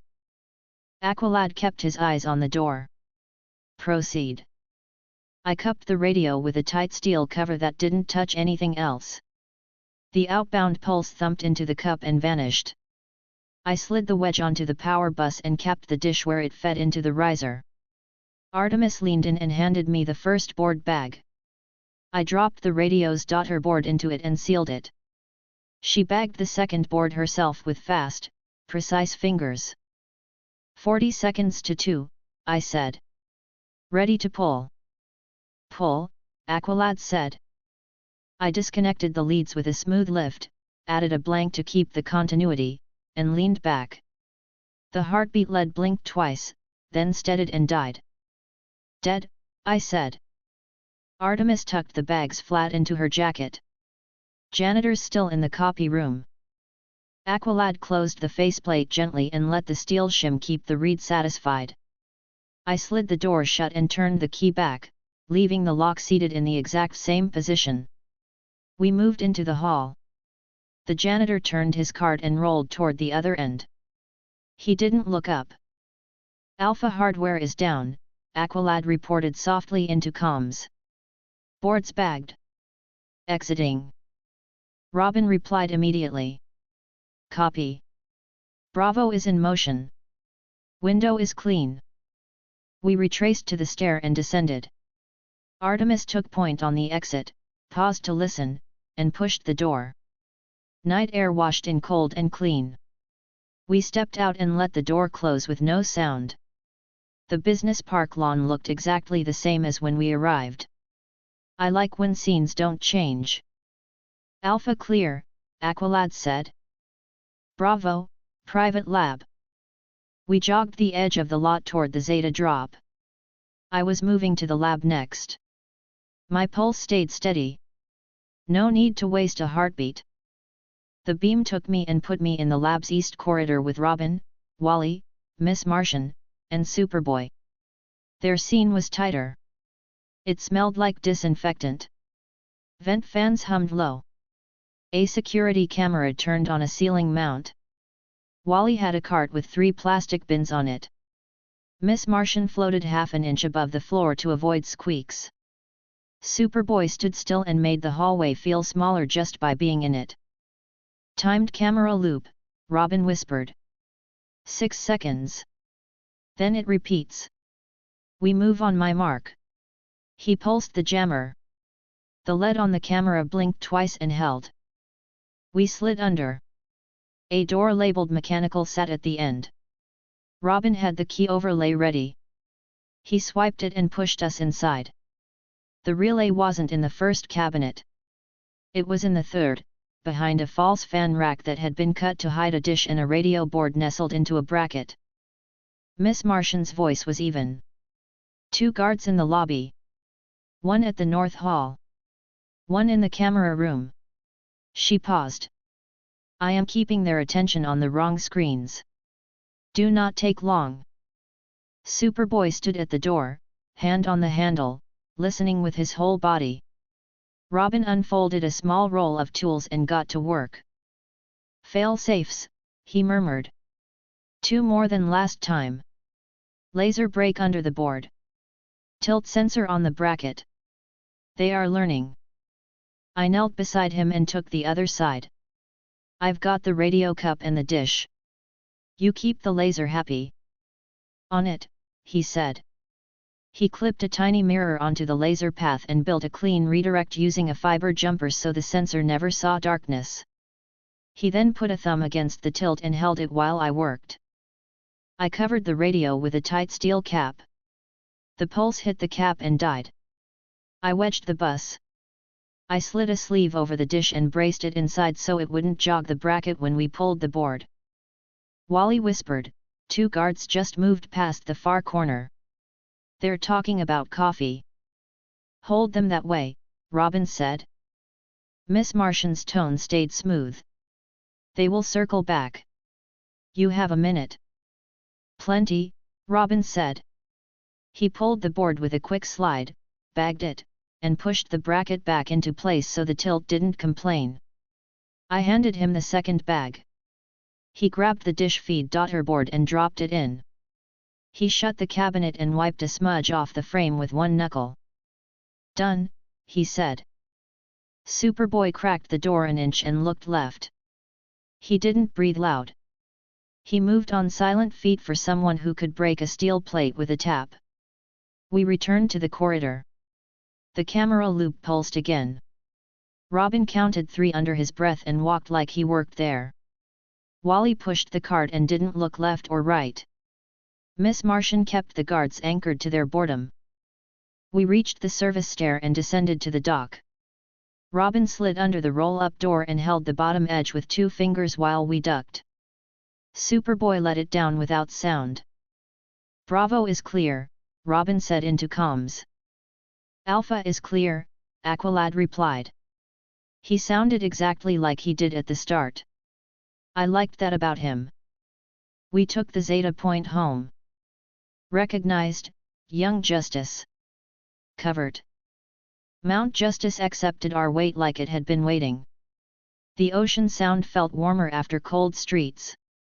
Artemis unzipped her jacket and set the board bags on the polymer mat. Robin did the same with the labs. I placed my case beside them and opened it so Batman could see the cups and wedges on the feed. The console chimed. Incoming transmission, Batman. He didn't waste time. His eyes moved over the table, the bags, and then our faces. Report, he said. Aqualad stepped forward. Alpha, Business Park Storage Room, 2nd floor. Pressure pad, fiber continuity, and read sensor bypassed. Radio sealed. Dish capped. Boards recovered. No exposure. Robin continued without pause. Bravo, private lab mechanical room. Laser brake and tilt sensor bypassed. Radio sealed. Dish capped. Boards recovered. No exposure. Miss Martian added, Guards stayed calm. No alarms. Superboy said, we exited quietly. Batman's expression didn't change. Send it. The drone arrived less than a minute later. We loaded the bags and the backup shell plate from the lab, plus my dish sleeves. Robin keyed the chain of custody code and stepped back. The drone lifted and disappeared into the tunnel. Martian Manhunter's voice followed. We will trace the upstream route. You may have forced a final link into focus. Superman added, your coordination was exact. Batman looked at us again. Stand by. The feed cut. Wally let out a long breath and fell onto the couch. I didn't even get to run. I kind of miss running. Robin smirked. You ran the repeater to the far corner. That was like 10 steps, Wally said. Artemis sat on the table edge and cleaned a smudge off her riser. You'll live. Miss Martian floated down and touched the floor lightly. You did great. Superboy leaned near the Zeta tube. We can train. Wally groaned softly. He means now. Aqualad turned from the window. Light drills in 1 hour. Wally lifted 2 fingers. He said the line. I set my case on the shelf and closed it with 1 click. The hinge sound fit the room. The job had gone the way it should. That wasn't luck. It was timing and practice. I like results more than almost anything. Results keep the next room simple. The base lights warmed a small degree. Miss Martian moved toward the kitchen. She liked to fill the space between missions with food or tea. The team gravitated toward that without being told. Robin sat at the console and scrubbed our local logs again, careful and exact. Artemis rechecked her arrows and counted under her breath, then put them away in a different order than she had a day ago. She was adjusting to precision sight without leaning on it too much. Superboy didn't move for a full minute, then started for the training wing, expression the same as always. Aqualad reviewed his mental checklist and then let it go, shoulders easing by a centimeter. The console chimed again. Incoming transmission, Batman. That was fast. He must have gotten something usable immediately. His hologram formed. Trace complete enough for action, he said.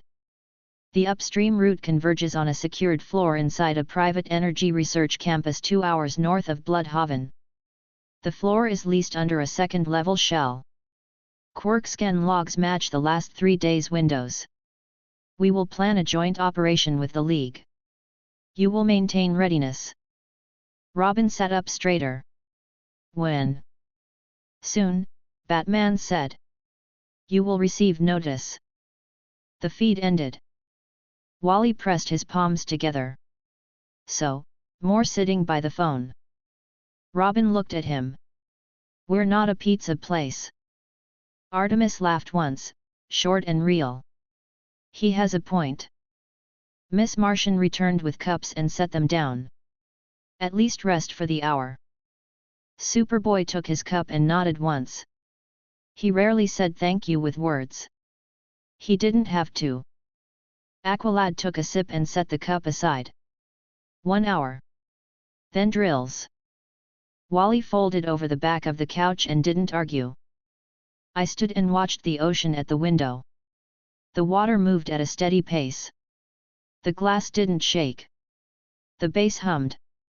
Those small signs were the ones I trusted. The team had kept the window. The next one would be tighter. That was fine. Tight windows fit us. I raised my cup and drank. The steam warmed my face. No one spoke for a while. We didn't need to. The job was clean. The room had air. I let it sit. When the hour ended, Aqualad didn't have to call twice. Everyone showed. They always did. We went back to drills. I watched. That was my part tonight. Chapter 22, The Secured Floor. Batman's briefing hit the screen with a clipped tone that shaved every extra second from the room. I stood with my hands in my pockets and watched the map settle into place. The campus sat 2 hours north of Bloodhaven, a cluster of low buildings wrapped around a taller core with a private substation. The secured floor marked red was centered in the core tower like a locked spine.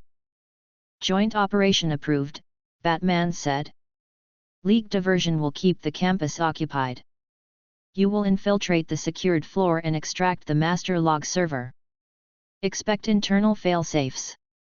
If they trigger, the network burns upstream. No public exposure. Non-lethal only. The screen split. On the left, satellite stills of the campus. On the right, a floor overlay with camera cones and a blocked area labeled Service Shaft A. A smaller block labeled Secure Data Room sat behind a double batch corridor. The heartbeat pattern overlay from the last 3 days ran steady across the top. Superman's voice followed. We will create controlled activity on the north side to draw response. No direct contact unless requested. Martian Manhunter added, I will mask the team on approach and reduce attention inside. Miss Martian will manage local coverage. Batman looked across us once. Aqualad commands. Robin runs network. Apex disables transmit and tamper circuits. Miss Martian handles staff comm. Kid Flash carries repeaters and timing assists. Superboy holds physical control points. Artemis covers angles and disables cameras on cue. He paused. You will have a short window between security sweeps. Move fast and clean. The feed dropped. Aqualad raised his chin a fraction. We gear up. No insignia. Tight layers. Tools only. Robin was already packing tethers and overlays. They use a fused badge and bioscan at the secured corridor. I'll spoof the badge. Miss Martian will ease the guard through the bio gate. After that, I need 30 seconds at the door panel to lift the lock without logging a failure. Wally checked his pouch and nodded quickly. 3 repeaters, 2 decoy beacons, 1 relay blocker. I'll plant as we move. Miss Martian steadied her breath. I'll keep the guards focused on standard procedure. Do not push past the cover unless you must. Superboy rolled his shoulders once. I'll hold the door and the stair. Artemis pulled the collapsible staff from her shelf and snapped it into 2 short batons before nesting them again. Precision only. No noise unless it's necessary. I opened my mat case and checked the tools. Tight steel cups for radios. Sleeves for microwave dishes. Wedges for power rails. Thin shims for reed switches. Links for fiber continuity. I'll cap whatever tries to scream. If they wired this one harder, I'll keep it quiet anyway. Aqualad nodded once. We move. We dressed. No bright colors. No logos. I slid the overlay tag under my collar and snapped the COMM stud into my ear. Robin lifted his wrist and synced us to watchtower time. The seconds aligned. We lined up in front of the Zeta tube. Recognized, Aqualad. B04. Recognized, Robin. B01. Recognized, Kid Flash. B02. Recognized, Miss Martian. B05. Recognized, Superboy. B03. Recognized, Artemis. B07. Recognized, Apex.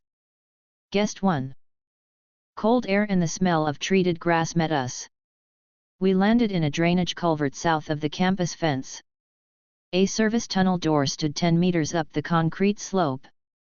Beyond the fence, I saw the faint wash of campus light. No alarms yet. No motion in the near field. Batman's voice came over the COMM, even and low. League diversion begins in 90 seconds. Superman's came next. Stand by. Aqualad turned to Miss Martian. Mask. She lifted one hand to her temple and nodded. You're covered. Keep thoughts steady. Robin knelt at the tunnel door and popped a small panel. He slid a ribbon cable in, watched his wrist display, and nodded. Local circuit. No external log. We're good. He keyed the latch, and we slipped into the narrow service passage. The door closed with a soft click. The tunnel smelled like dust and old sealant. It ran under the fence and the outer ring road, then turned toward the core tower's foundation. Vents exhaled warm air onto our faces at intervals. Aqualad took point. I followed with the case. The others slid behind us, steps measured and controlled. Miss Martian's cover pressed against our thoughts like quiet foam, smoothing edges. Superman's voice cut in, all business. Diversion live. The campus lights shifted faintly in the distance. A siren chirped twice and stopped the kind that signals a perimeter trip without urgency. That would pull guards and technicians to the north edges for a minute. That was our minute. We reached a locked hatch marked with a stenciled plate.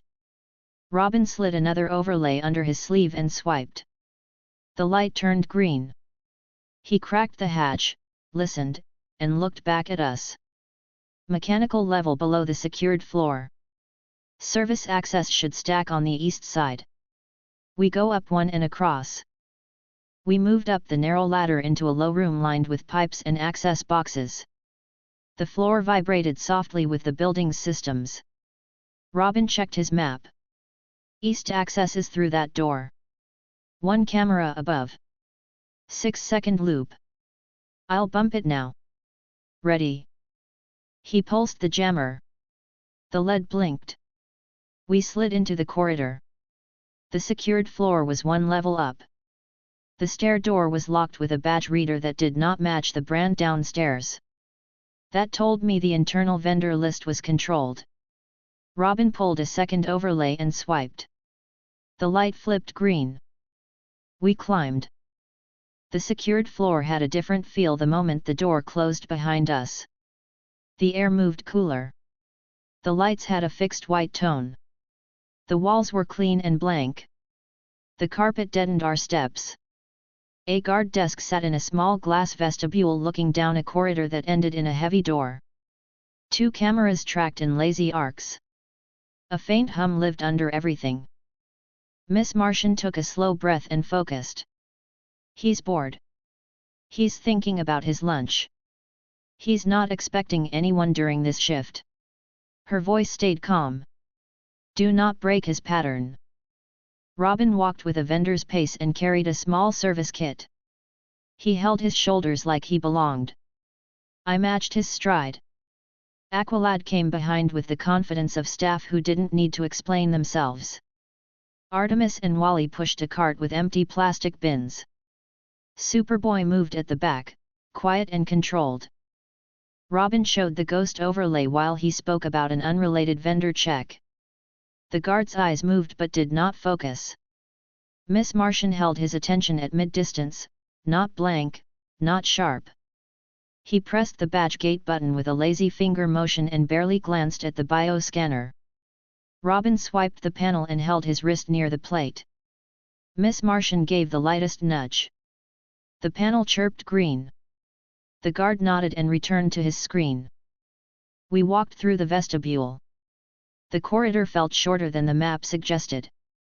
That's the way these corridors are built on purpose.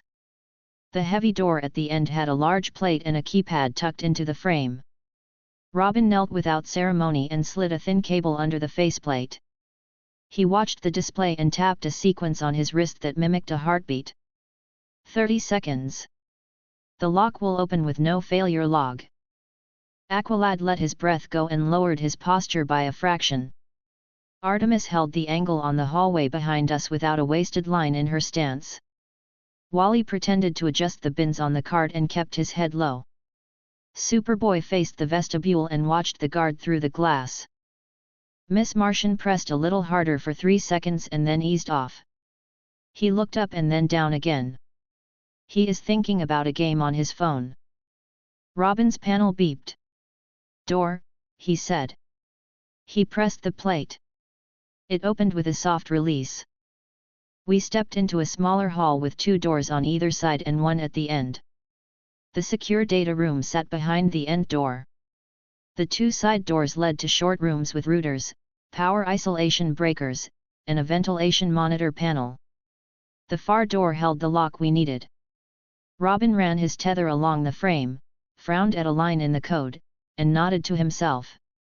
Tamper loop with a retry window. I'll roll it clean. Apex, check for physical trap. I moved behind the frame and slid my fingers along the gap, growing a thin mirror-thin sheet of steel to feel the space. It ran clear until the bottom left corner where a reed switch lay set to the door's travel. I grew a thin shim over the magnet and let it sit in place without touching the frame. Read here, I said. Handled.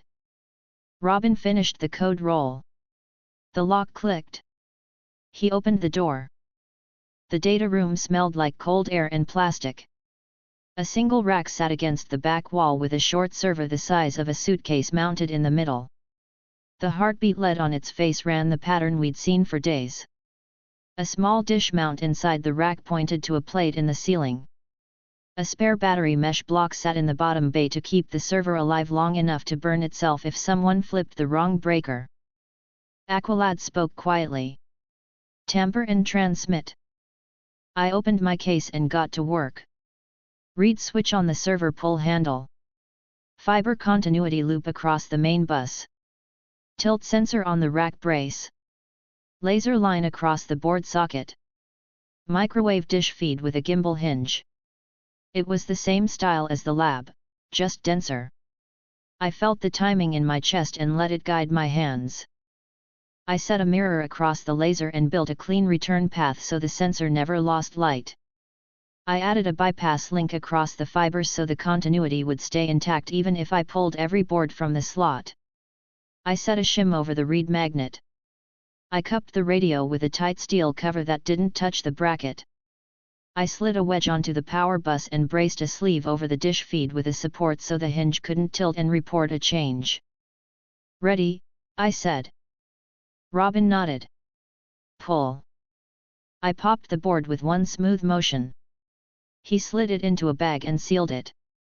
I pulled the daughter card under it and handed it to Artemis. She sealed it without looking up. Wally checked the clock even though he didn't need to. Miss Martian reported that the guard had changed his slouch. Superboy shifted his weight and rebalanced his stance by a hair. Aqualad watched the doorway and the inside room like both were his job. They were.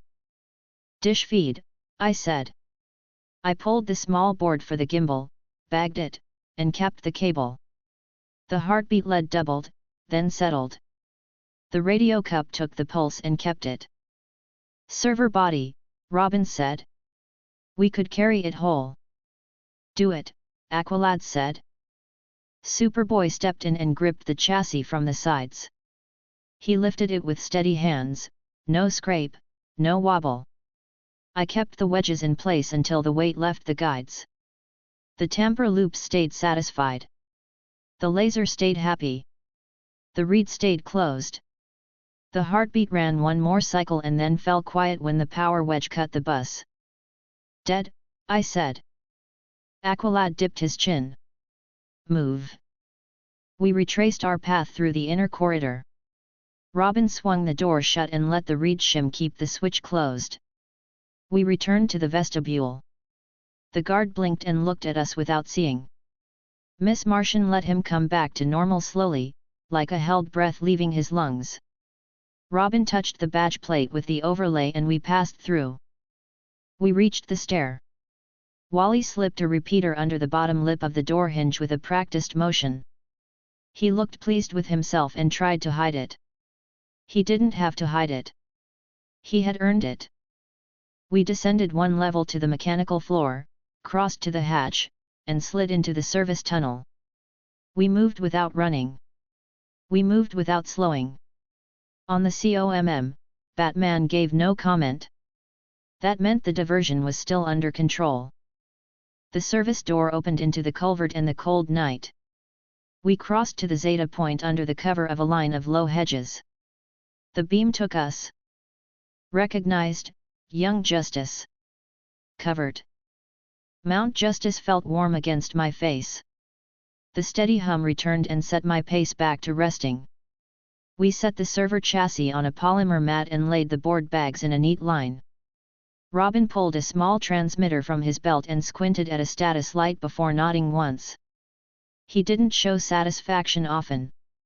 He didn't need to. The console chimed. Incoming transmission, Batman. His hologram rose in clean light. He looked at the chassis first, then the bags, then us. Report. Aqualad stepped forward. Secured floor entry passed with local cover. Badge and biogate cleared. Inner door bypassed without failure log.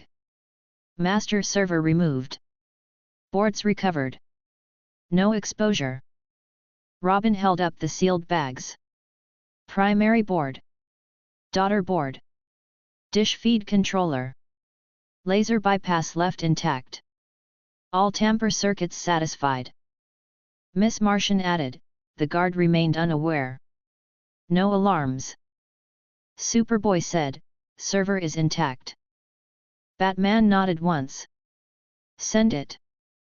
A League drone slid into the hangar's air and hovered over the mat. We loaded the server and the bags. Robin keyed the chain code. The drone left with the same lack of drama it always carried. Martian Manhunter's voice followed. We will isolate the server and work from the backlog. Your timing maintained the route. Superman added, diversion ended without incident. Good work. Batman looked at us again. Stand by for analysis. Continue random training schedules. Avoid power activation outside shielded space. The feed cut. Wally dropped onto the couch and let his head roll back. That was a small room for something that busy. Artemis sat on the table edge and set her bow next to her with care. We got it.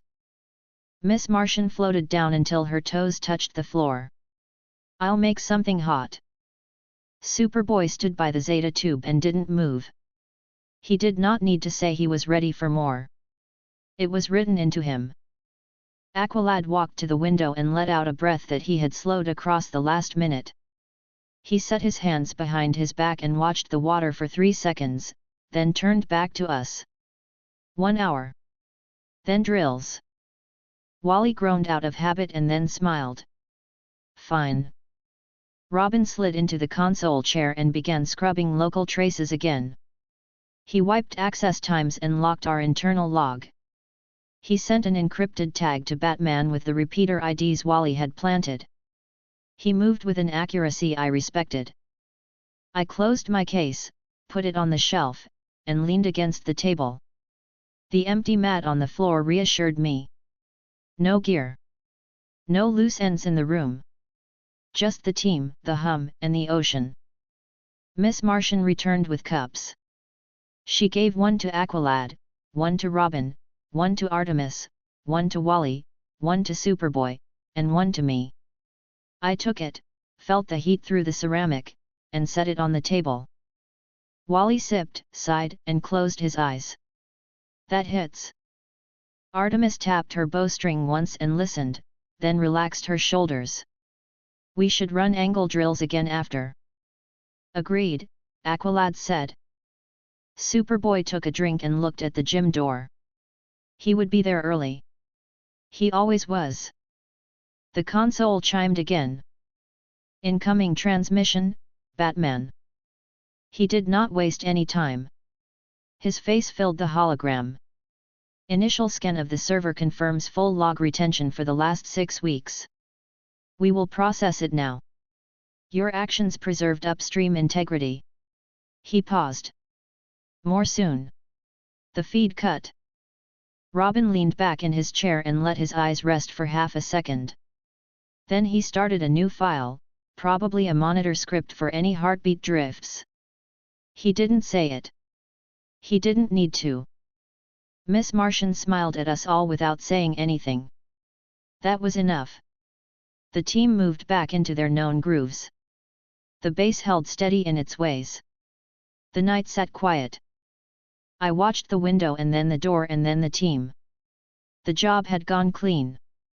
That stays with me. It makes the next step simple. I picked up my cup and drank. The heat steadied my hands even though they didn't need it. The hour ticked by with no alarms. When Aqualad called drills, no one pretended not to hear. We showed up. We always do. Chapter 23, Transfer Window. The briefing hit the screen before breakfast. The base still smelled like last night's tea. The ocean pressed a calm rhythm against the glass. Robin opened the file as soon as Batman's call came through. I stood behind him, hands in my pockets, ready to move.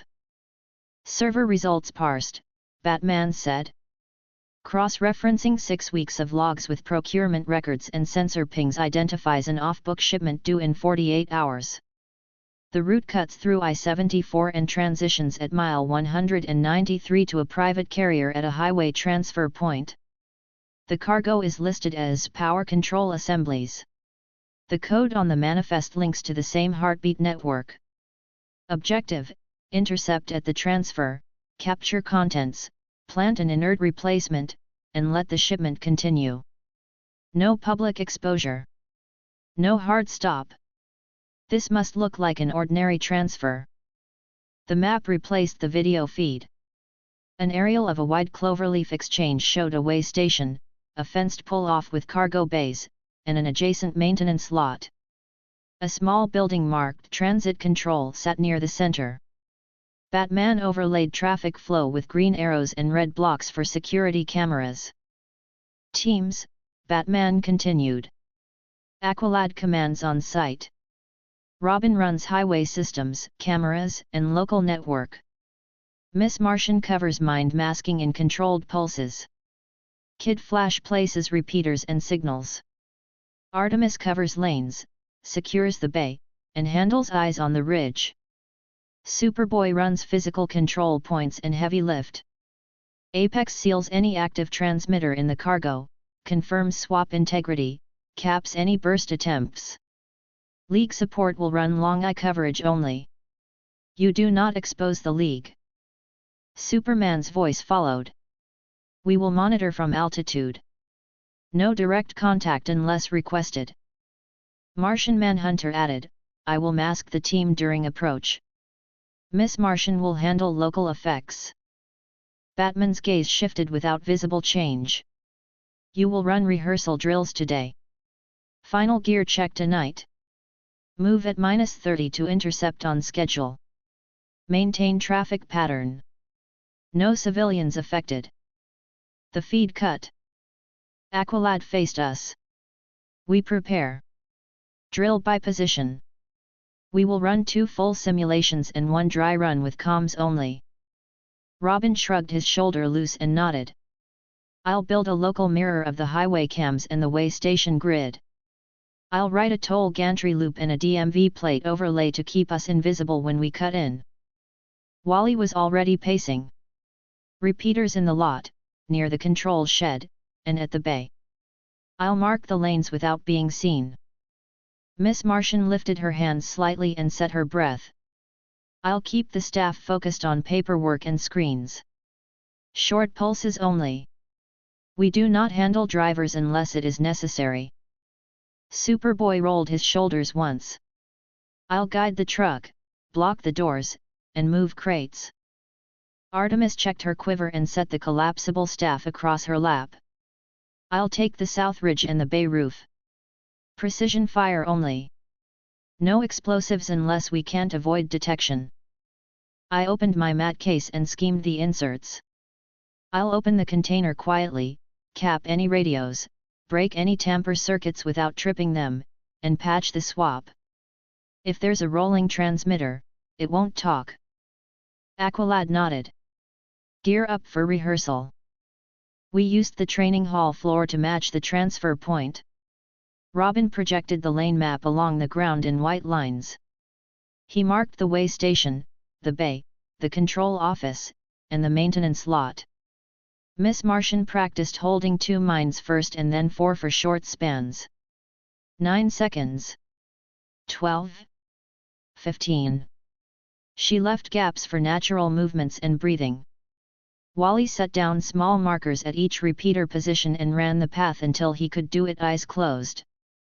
Artemis ran the ridge pattern, down to the timing of a crouch behind a low barrier and the exact placement of her elbow along a roof edge. Superboy walked the truck lane at 2 speeds, measured the stopping distance with 3 stride counts, and practiced the pivot at the bay door without scuffing the floor. Aqualad stood where each control point leader would stand and called times that hit like a metric. I practiced seals and swaps.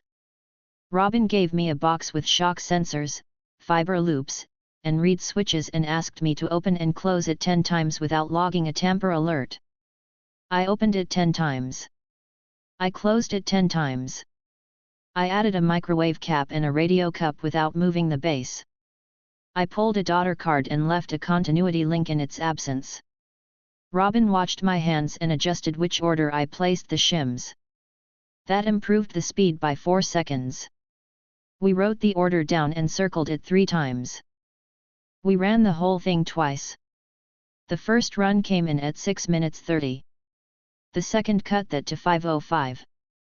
Aqualad's eyebrow rose 1 millimeter. He looked at Robin. Traffic will create delay, Robin said. We'll buy reach on the cameras. Do it, Aqualad said. We ate while walking through the final step list a 3rd time. Miss Martian set tea on the table and sat while we reviewed hand signals. Wally fidgeted until Artemis slapped a folded napkin into his palm, and he stopped. Superboy watched the route render and said nothing. Robin made small edits and pushed them to our displays. Aqualad watched us individually and as a group. At dusk, Batman sent a final file. Confirmed, the transfer will occur at 0200. 2 trucks in convoy. First carries decoy. Second carries payload. Private carrier takes custody at Bay C. 1 transit officer checks papers. 1 guard monitors the lot. Staff in the building will be minimal. Night maintenance in the adjacent lot will not cross into the transfer area. Diversion is not needed. Your cover is standard movement. We slept in shifts. I took the last hour and watched the ocean turn darker. When the timer hit -60, I changed into a matte black layer and checked the seals again. Robin synced our clocks to watchtower. The seconds locked in a line. We lined up at the Zeta tube. Recognized, Aqualad. B04. Recognized, Robin. B01. Recognized, Kid Flash. B02. Recognized, Miss Martian. B05. Recognized, Superboy. B03. Recognized, Artemis. B07. Recognized, Apex. Guest 1. The transfer point's night air felt colder than the coast. Sodium lights washed the lot in a flat orange. The highway hummed at a steady low. The way station's signs glowed green over empty lanes. A single truck idled in the far maintenance lot with no driver visible. The transit control building showed 1 room lit in the center. A man inside leaned back in a chair and stared at a small TV that didn't match the room. We regrouped behind the maintenance shed's shadow. Aqualad pointed, voice low and precise. Positions. On my mark. Miss Martian lifted her hand slightly. Mask on approach. The pressure settled, light and controlled. Transit control mind is dull. He's thinking about coffee. The guard outside is bored, not alert. Wally got a private grin and vanished. In the space of a blink, 2 repeaters sat in their places, one behind a light pole facing the bay and one behind an electrical box near the building's corner. He reappeared at my side and then sprinted again to plant the 3rd under the lip of Bay C's loading platform. No tire tracks. No visible marks. No echo.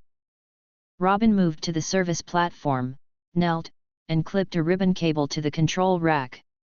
Gantry loop in place. Way station feed mirrored. Highway traffic log is being written with standard entries. He tapped his wrist twice and slid a DMV overlay across his palm. Plate spoofers ready if needed.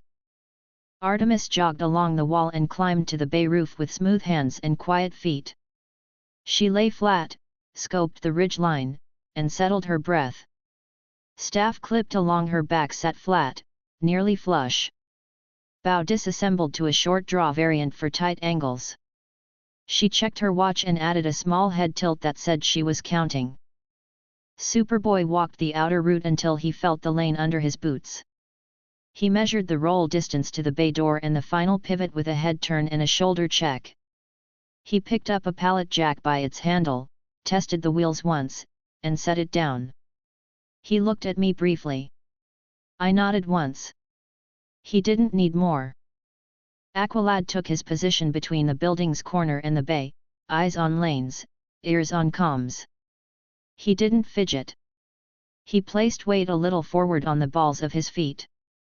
He was already ready to move. Robin kept his eyes on the screen without losing the world around him. Convoy at -8. Entering the way station approach lane now. He pulled a camera feed onto his visor with a tap. 2 trucks. First is a decoy. Second is the target. Miss Martian steadied her tone. I will hold the guards' attention when they pull in. The minute stretched in clean lines. The convoy's approach hum entered the lot. Headlights slid along the fence and crawled across the concrete. The orange safety vest on the transit control officer showed first. He stepped out of the door with a tablet under his arm and walked toward the lane with the slow confidence of a routine. Robin murmured, DMV overlay active. Gantry loop active. Highway log writes are normal. Aqualad raised 2 fingers. Positions. We moved with small adjustments only. Artemis lowered her cheek to her bow and watched the angle between the lane and the bay. Wally crouched where his run would be shortest. Miss Martian's eyes unfocused slightly, then refocused quietly. The first truck rolled into Bay B and stopped with a hiss. The driver passed papers to the transit control officer. The guard near the lot doorway watched without interest. The officer checked the papers and tapped his tablet with a bored finger. He waved the first truck under the cover, glanced at a checklist, and turned toward the second lane. The second truck rolled to Bay C. Superboy stepped into the lane just enough to signal with one hand. It was a small gesture. The driver slowed another degree. Superboy kept the gesture. The driver pulled the truck forward and centered the wheels as if he had been directed by a spotter. He had. He didn't question it. Drivers trust the spotter closest to the wheels. I liked that about this work. It leverages habit. Miss Martian pushed softly. The guard looked down and scratched a note at his collar. The transit control officer yawned once and blinked twice at nothing. He held out his hand without looking and the driver placed the papers in it like he had done it 100 times before. Now, Aqualad said. We moved. Superboy took the bay door handle and pulled it up to chest height with no sound. He held it there and let me slip under. I rolled the pallet jack in behind me. The truck's interior smelled like packaging and dry metal. Crates sat in 2 rows, strapped with heavy bands. A slim, dark case sat on the nearest crate's side rail that did not match standard tie-down tools. That was the transmitter and tamper pack. I stepped beside it, placed my palm on its casing, and felt the hum. It was active, not loud. It had a heartbeat that matched the one we had pulled from the server. I opened my case and grew a tight steel cup around the radio before it could send. The vibration hit the cup and died. I added a cap over the dish end and slid a wedge onto the power leads. I followed the pair of wires feeding into the crate edge. There was a reed switch and a fiber loop. I set a shim over the reed magnet and cut the loop, then bridged it with my own continuity link so it read intact. Sealed, I said quietly. Superboy held the door in place without strain while I used a low cutter to slice the band with no spark or sound. I lifted the crate's lid far enough to see inside. Foam. A metal frame. A flat unit with a cable block on one side and a diagnostic port on the other. The unit matched the design language we'd seen in the racks. It would be inert now. If it tried to wake, it couldn't. Robin spoke from the platform. Transit control is logging plate and wait. His tablet freezes for 3 seconds right now. I wrote it to look like a normal lag. He glanced up the lane. Keep the pattern steady. Miss Martian murmured, guard is checking a message. He is not watching the bay. Artemis's voice came low. 2 headlights on the ridge at far east. Parked. Not moving. No angle on us. She paused. Precision heads ready. Hold, Aqualad said. Superboy lowered the pallet jack's prongs under the crate and rolled it backward to the edge of the bay while I kept the lid steady on its straps. Wally slid in with 2 strides and placed a replacement crate from the maintenance lot's back door onto the platform using a hand truck Robin had borrowed digitally. It looked old. It looked like it belonged. He leaned the replacement crate into position next to the original spot. I set the lid down on the original crate long enough to slide a hardliner into the seam, then lifted the lid again to place our inert copy a shell that matched the unit by weight and size. It had a block of metal shaped to the right height and width, and a faceplate that would look fine at a glance. I placed it, set the foam, and dropped the lid without making the hinges complain. Wally cut 2 bands, slid them through, and locked them in place with my hardliner keeping tension so the weight didn't shift. This looked exactly like it had when we started. Superboy rolled the original crate toward the maintenance door where Miss Martian held a steady veil against the window. I stepped with the crate, hands on corners, body turned to block any reflection. Robin tapped the camera loop twice to keep the feed clean. Aqualad's voice edged tighter by a hair. Officer is looking at a second checklist. Miss Martian matched the timing. He is thinking about whether the coffee machine will work. Artemis said, Ridge car left. No longer relevant. Robin, quiet, transit control will wave the driver in 3, 2, 1. The officer raised his hand, waved, and the driver signed the tablet. The driver did not see the crate. He didn't see anything except the signature field. The I-scheme's patterns. We gave him the pattern he expected. We moved the original crate into the maintenance room and sealed the door with a rolled rag at the bottom to keep out drafts that would move dust. I set it down on a foam pad and opened it again with the same quiet as before. The unit sat inside, inert under my wedge. The radio tried to pulse once against the cup and then stopped. I pulled the daughter board, sealed it in a bag, pulled the primary board, sealed it, and capped the dish feed. I placed a continuity link on the rails and closed the lid. We would load this into the drone back at Mount Justice. Not here. Aqualad spoke softly. Time. Robin tracked the shared clock. Inside our window. 10 seconds left on the officer's routine. Finish, Aqualad said. We rolled the replacement crate back into the truck, set it in the exact footprint, and reseated the band with the old marks aligned. I removed my shims and left the reed on the same angle and the fiber reading the same continuity on my link, not theirs. That would keep it asleep. It could not talk. Even if it woke, it would print old output through a dead line. I slid out of the bay. Superboy brought the door down 2 inches, paused, and let it settle with no rattle. We stepped into the lane like we were finishing a routine check. Miss Martian released the transit control officer's attention in a slow taper. He handed the tablet back to the driver and walked to the guard to say something about schedule you could only hear if you were standing beside him. He signed something and turned toward the building. Artemis stayed flat on the roof until Aqualad rolled 2 fingers at her, then moved to the ladder and descended with nothing but gravity's note in the air. She landed at the corner of the bay and slotted the short bow back into its compact form. Wally laughed under his breath. We should charge for this. I glanced at him. We already do. He grinned. Right. Robin snapped his tether free and closed the panel. All systems normal. Traffic cam mirrors holding. Highway log is clean. DMV overlays flush to 0. Aqualad nodded. We're done here. No changes. The first truck pulled away from Bay B.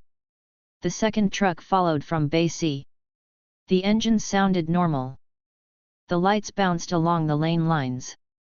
They exited the lot. The transit control officer yawned again, then walked back into the building. The guard checked a watch and adjusted his sleeve. We waited 1 minute and left the way we came. We did not run. We did not move slow. We moved correct. The Zeta beam took us. Recognized, young Justice. Covered. Mount Justice's air felt warmer. The base lights held steady. The ocean sound leveled out a small buzz in the back of my head. We set the real crate on the polymer mat. Robin placed the sealed boards and the dish feed card beside it. The console chimed. Incoming transmission, Batman.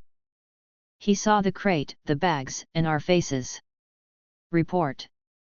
Aqualad said, intercept executed at the transfer point. No exposure. Drivers unaffected. Staff calm. Real crate retrieved.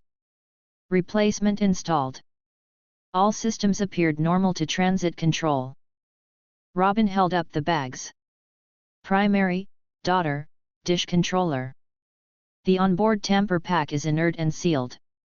The truck left on time. Highway logs are clean.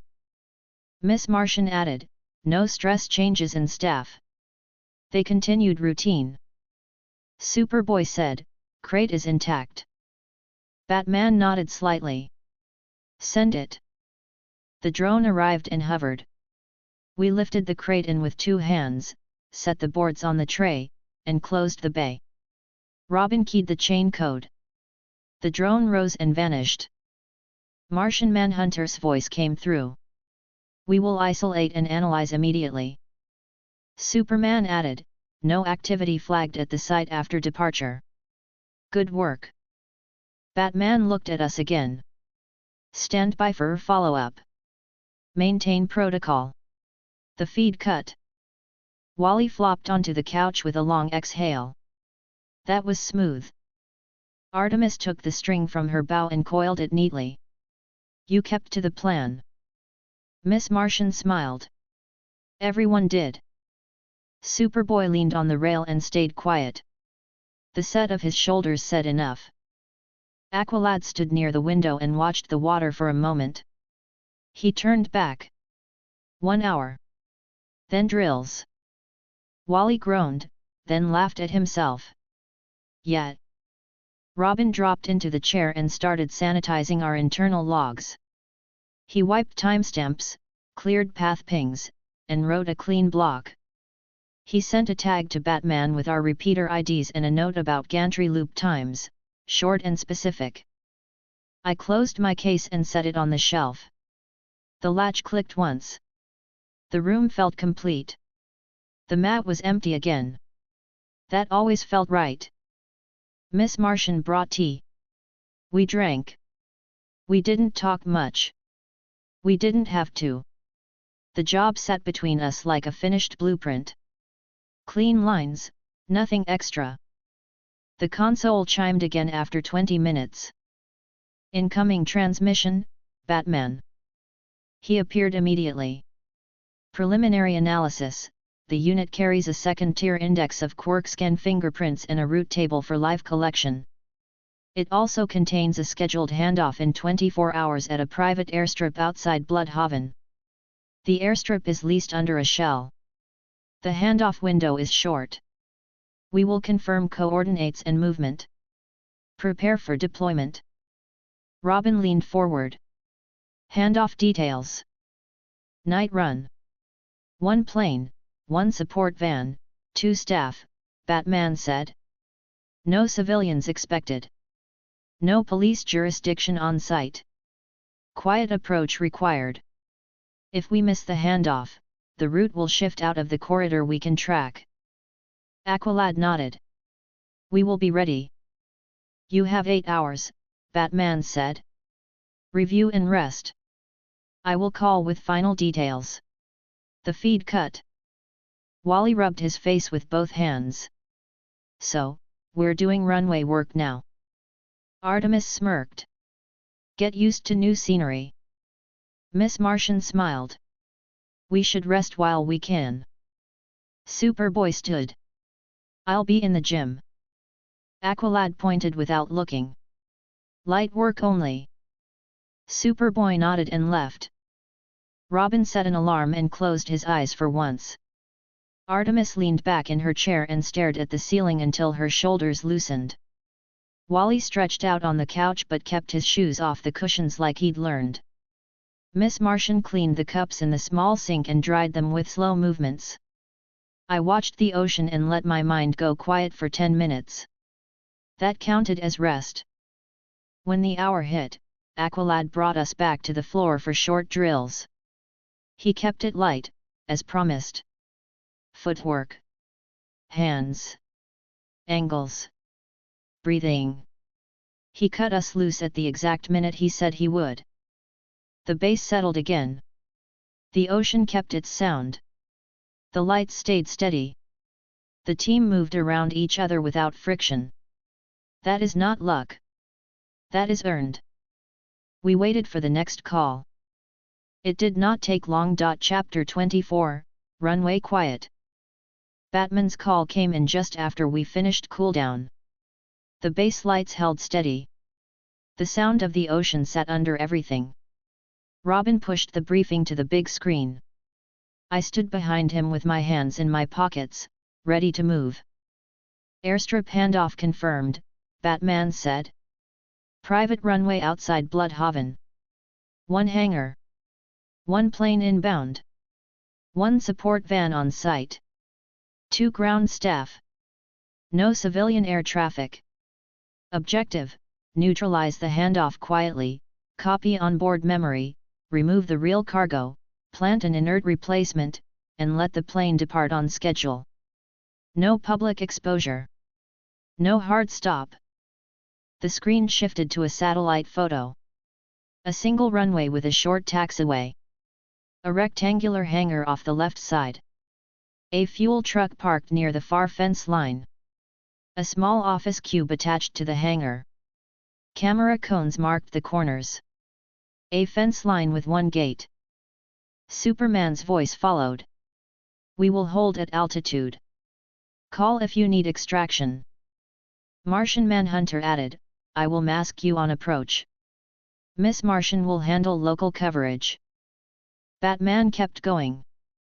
Aqualad commands. Robin owns systems and camera loops. Miss Martian covers mines. Kid Flash handles repeaters and time signals. Artemis covers the ridge and provides precision support. Superboy runs physical control points and lift. Apex disables any transmit and tamper circuits and secures the swap. Keep the runway schedule intact. Move. The feed cut. Aqualad turned toward us. We prepare now. We will run 1 quick simulation, then stow gear, then rest in shifts. Robin was already packing kits.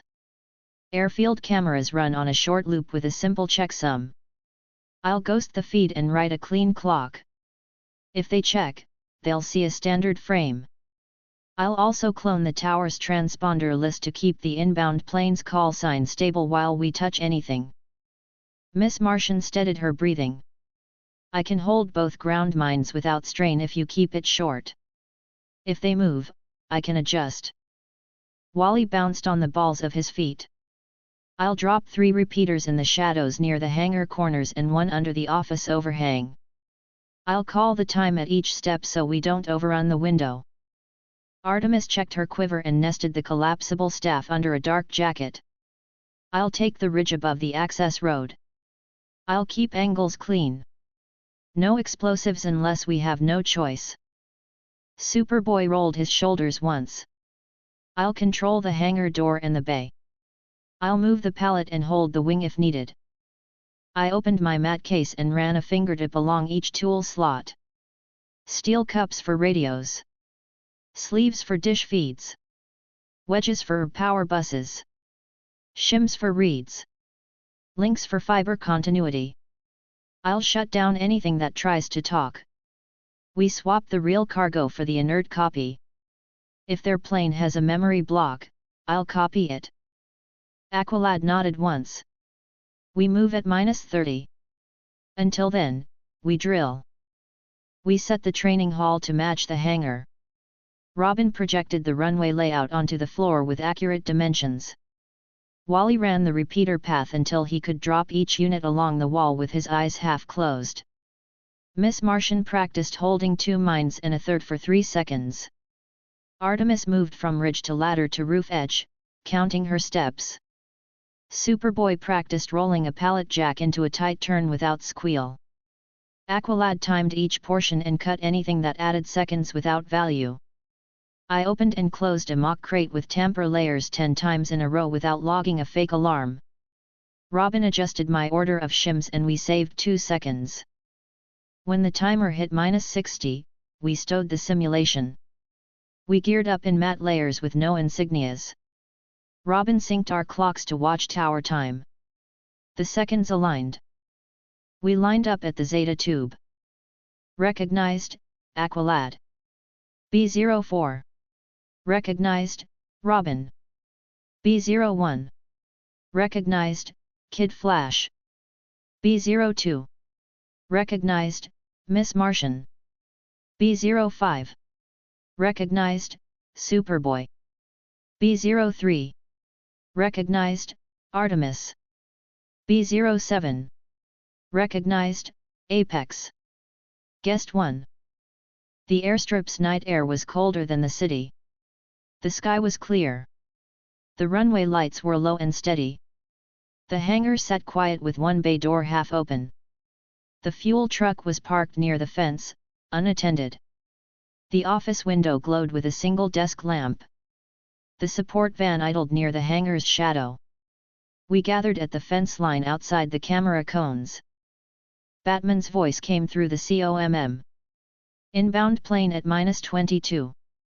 You are clear to position. League eyes are up.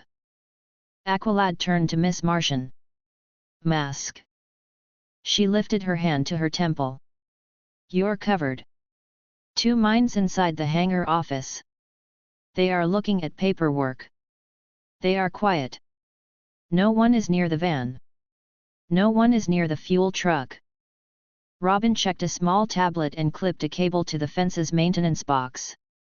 Camera system is local. I'm in. Recording a clean loop now. I'll stamp it with the right checksum so it holds. Wally looked eager. Repeaters. Go, Aqualad said. Wally flashed into motion and dropped a repeater under the office overhang, one behind a stack of pallets, one behind the fuel truck's wheel well, and one inside the base of the hangar door mechanism. He reappeared at my side with a grin. Done. Artemis moved to the ridge and dropped to a knee. Bow compact. Staff folded across her back. She tested her line of sight to the office door and the opposite hangar corner. Angles are good. Superboy took a steady walk along the hangar's shadow and found the door's handle. He held it low, then looked at me. On you. Soon, I said. Aqualad scanned the field. We wait for the plane.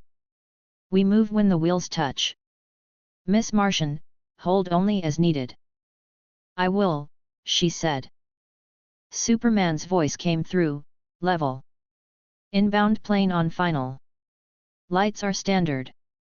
Transponder reads as filed. Approach is clean. Robin tapped his wrist twice.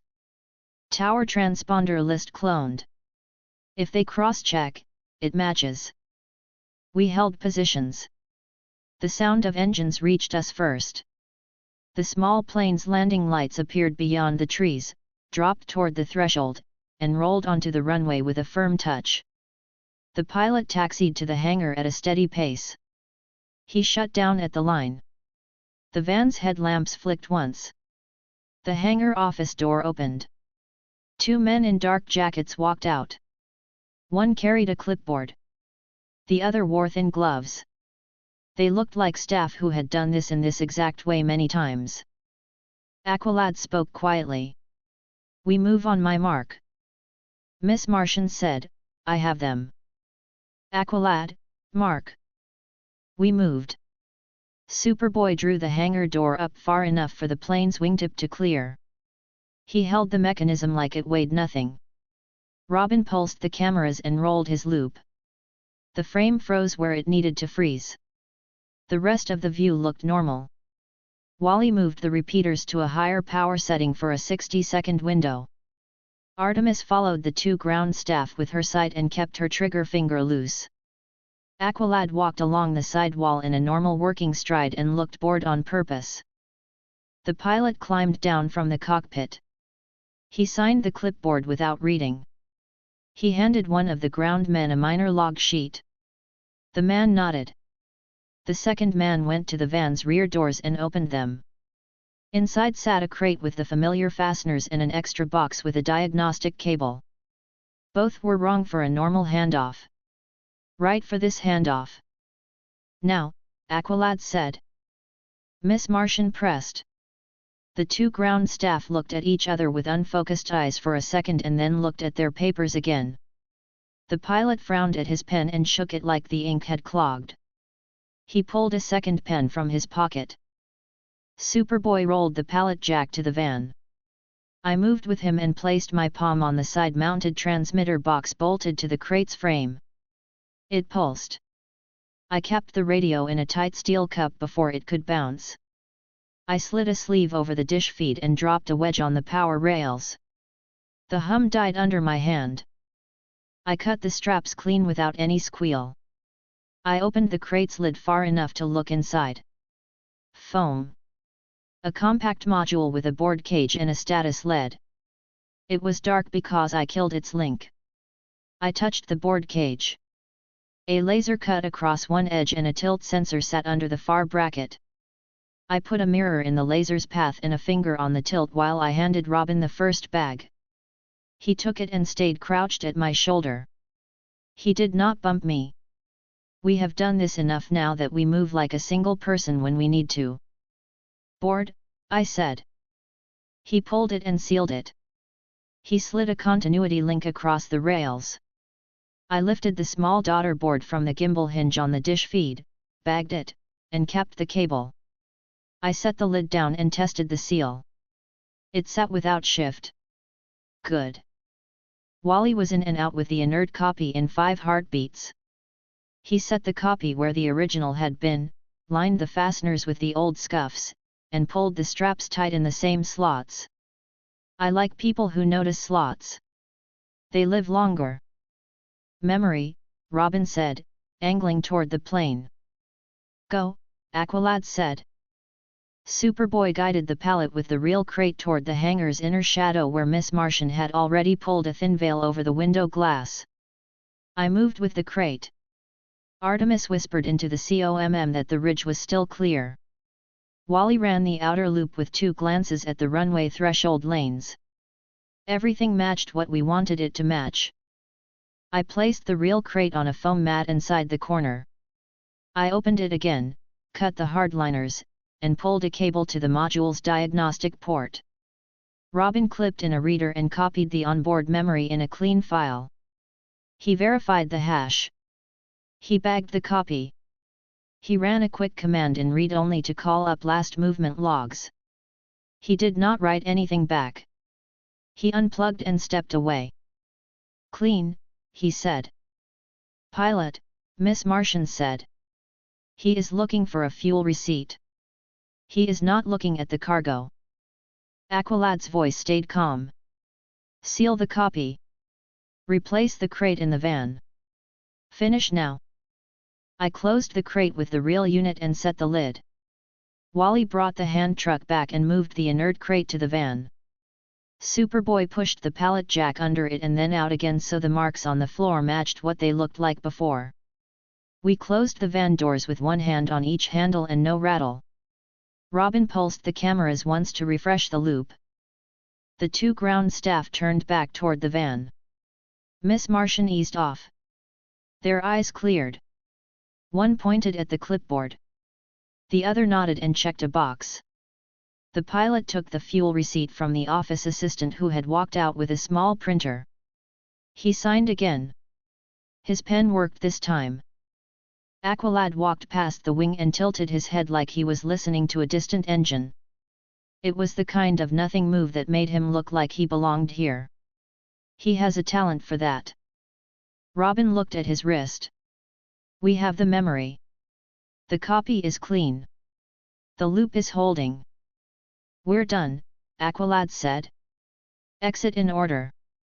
Superboy lowered the hangar door to the line it had started at.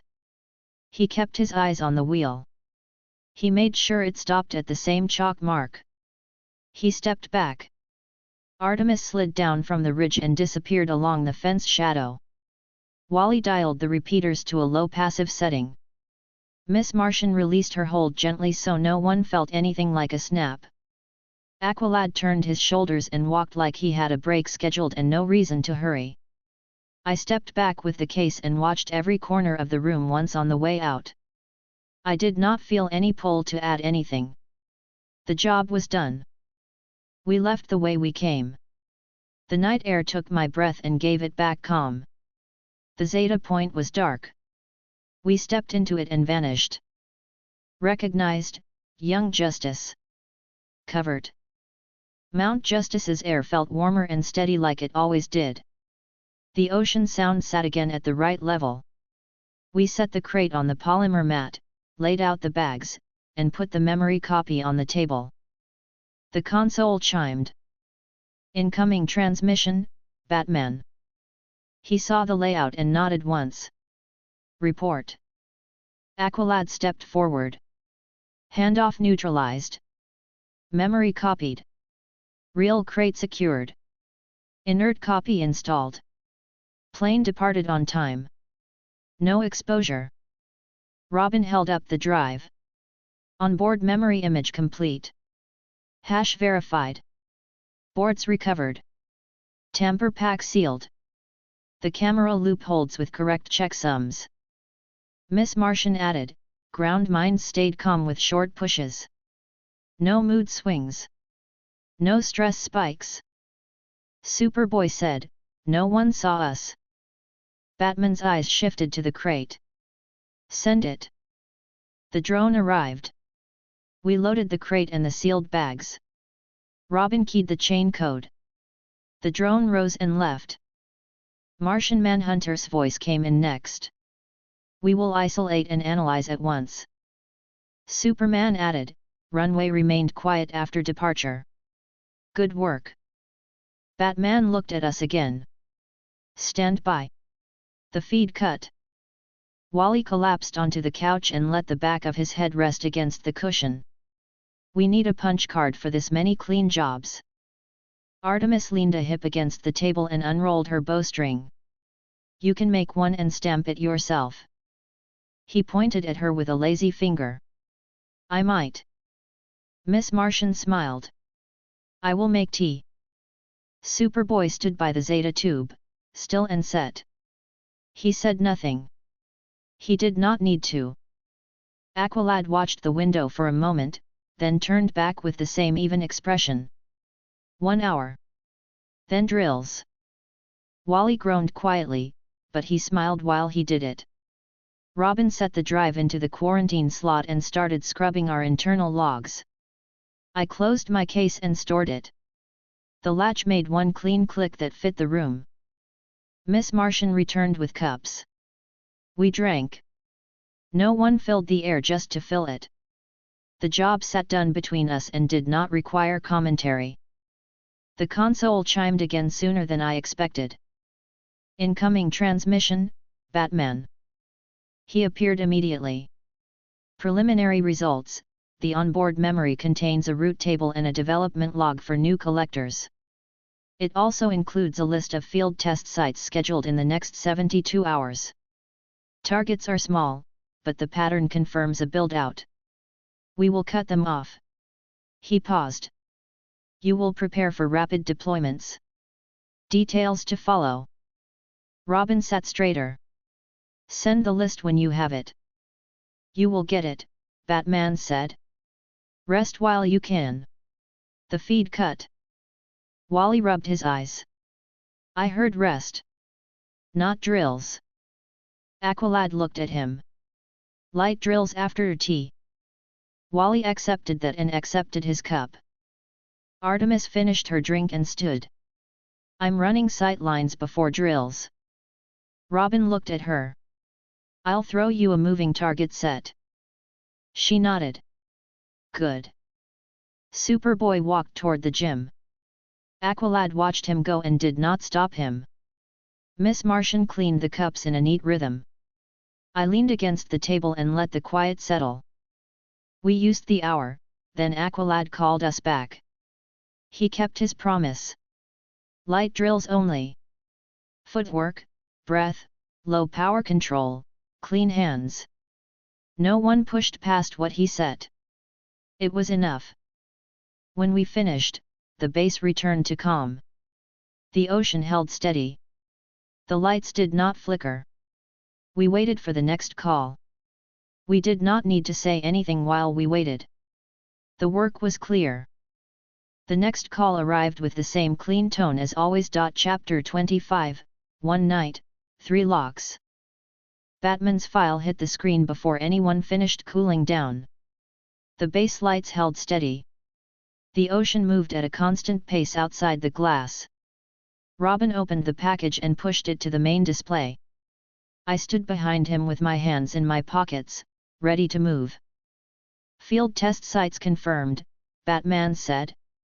3 locations scheduled within 16 hours. Small installations, short windows. Each is a collector trial. Objective: recover logs and transmission hardware, cap any broadcast paths, and leave local systems undisturbed. No public exposure. You will hit all 3 tonight. The map laid out 3 red markers across the corridor. Site A, Bloodhaven Midtown, the roof of a low office tower beside a parking deck. Access via locked maintenance stair and a keyed service hatch. 2 private guards patrol the deck. Site B, City Edge substation kiosk in a fenced utility yard. 1 technician on rounds. Camera loop runs every 60 seconds for 6 seconds. Site C, River Freight Yard, temporary test rack inside a portable container by a half-lit crane. 2 night workers nearby, 1 loader and 1 supervisor. Superman's voice followed. League will monitor. No intervention unless requested. Martian Manhunter added, I will cover your approach. Miss Martian will handle local masking. Keep pushes short. Batman's tone stayed even. Aqualad commands. Robin runs systems. Miss Martian covers mines. Kid Flash plants repeaters and signals. Artemis covers angles and disables cameras on command. Superboy runs physical control and lift.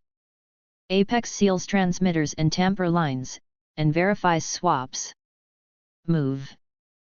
The feed cut. Aqualad turned from the screen. We gear up now. We keep patterns familiar.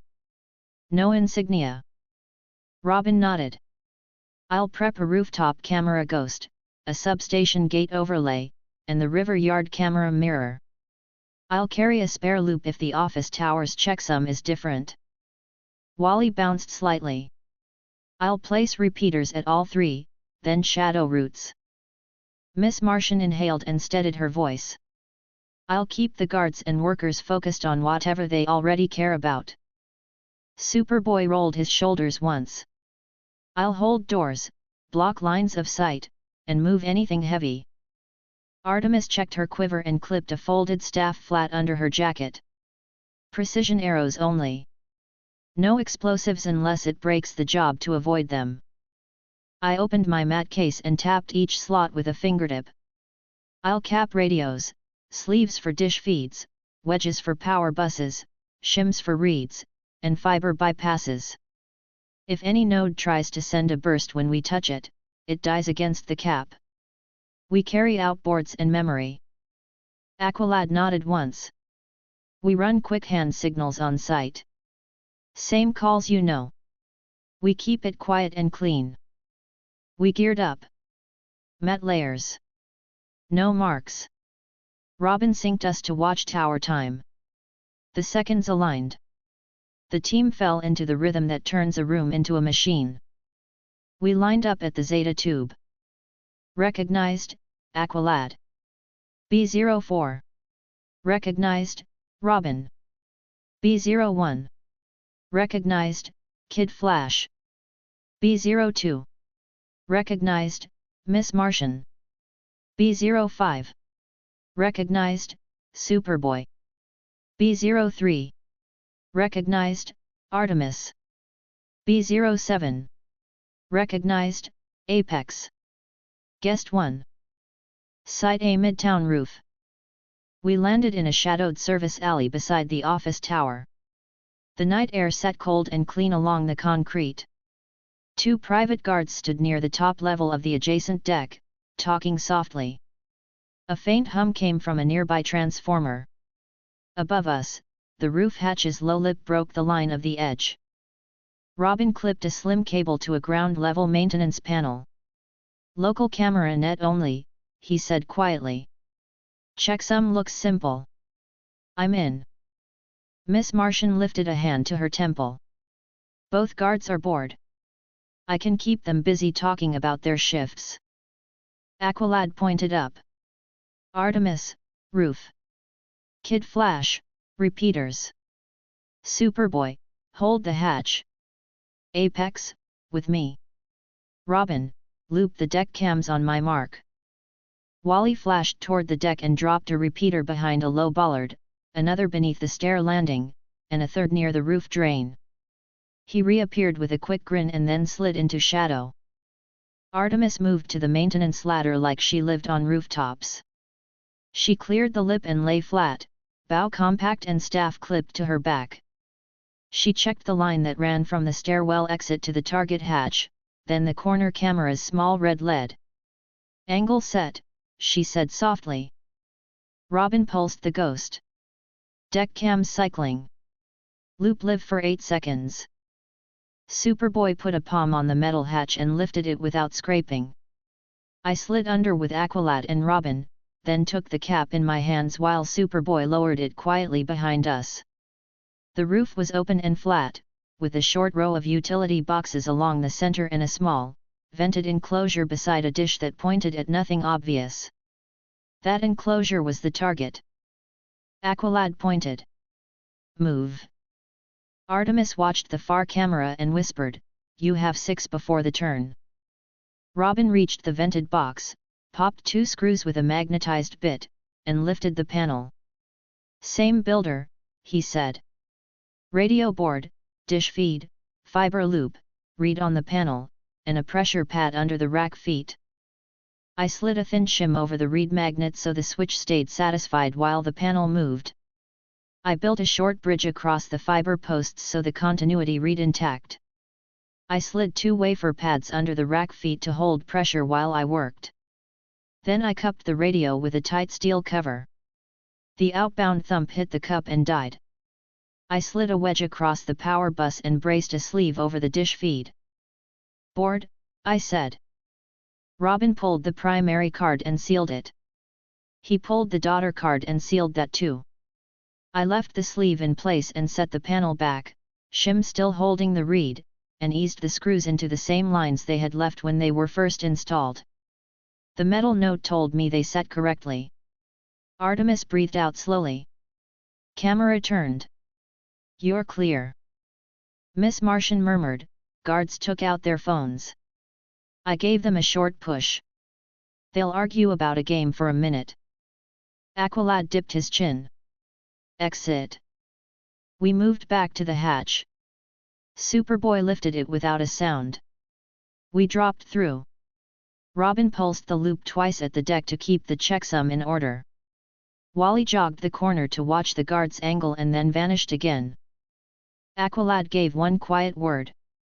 Clear. The Zeta beam took us. Recognized, young Justice.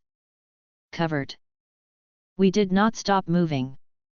The boards went into a shielded pouch. Robin tagged the file. Aqualad raised 2 fingers. Next. Site B Edge Substation. The substation's chain link fence cut the dark into squares. One camera watched the gate. A small kiosk with a keypad sat just inside. A lone technician in an orange jacket stood under a floodlight writing on a clipboard and humming to himself. A buzz from a high line washed across the yard. Robin straddled the gatepost and snapped a panel with a thin pry. Same brand as last time, he said. He laid a ribbon cable across the pins and watched his wrist display. Badge overlay live. Loop every 60. We take the 6. Miss Martian's voice stayed steady. The technician is counting transformers. He is on 6. I will have him repeat 6 again. Aqualad gave quick assignments with a hand.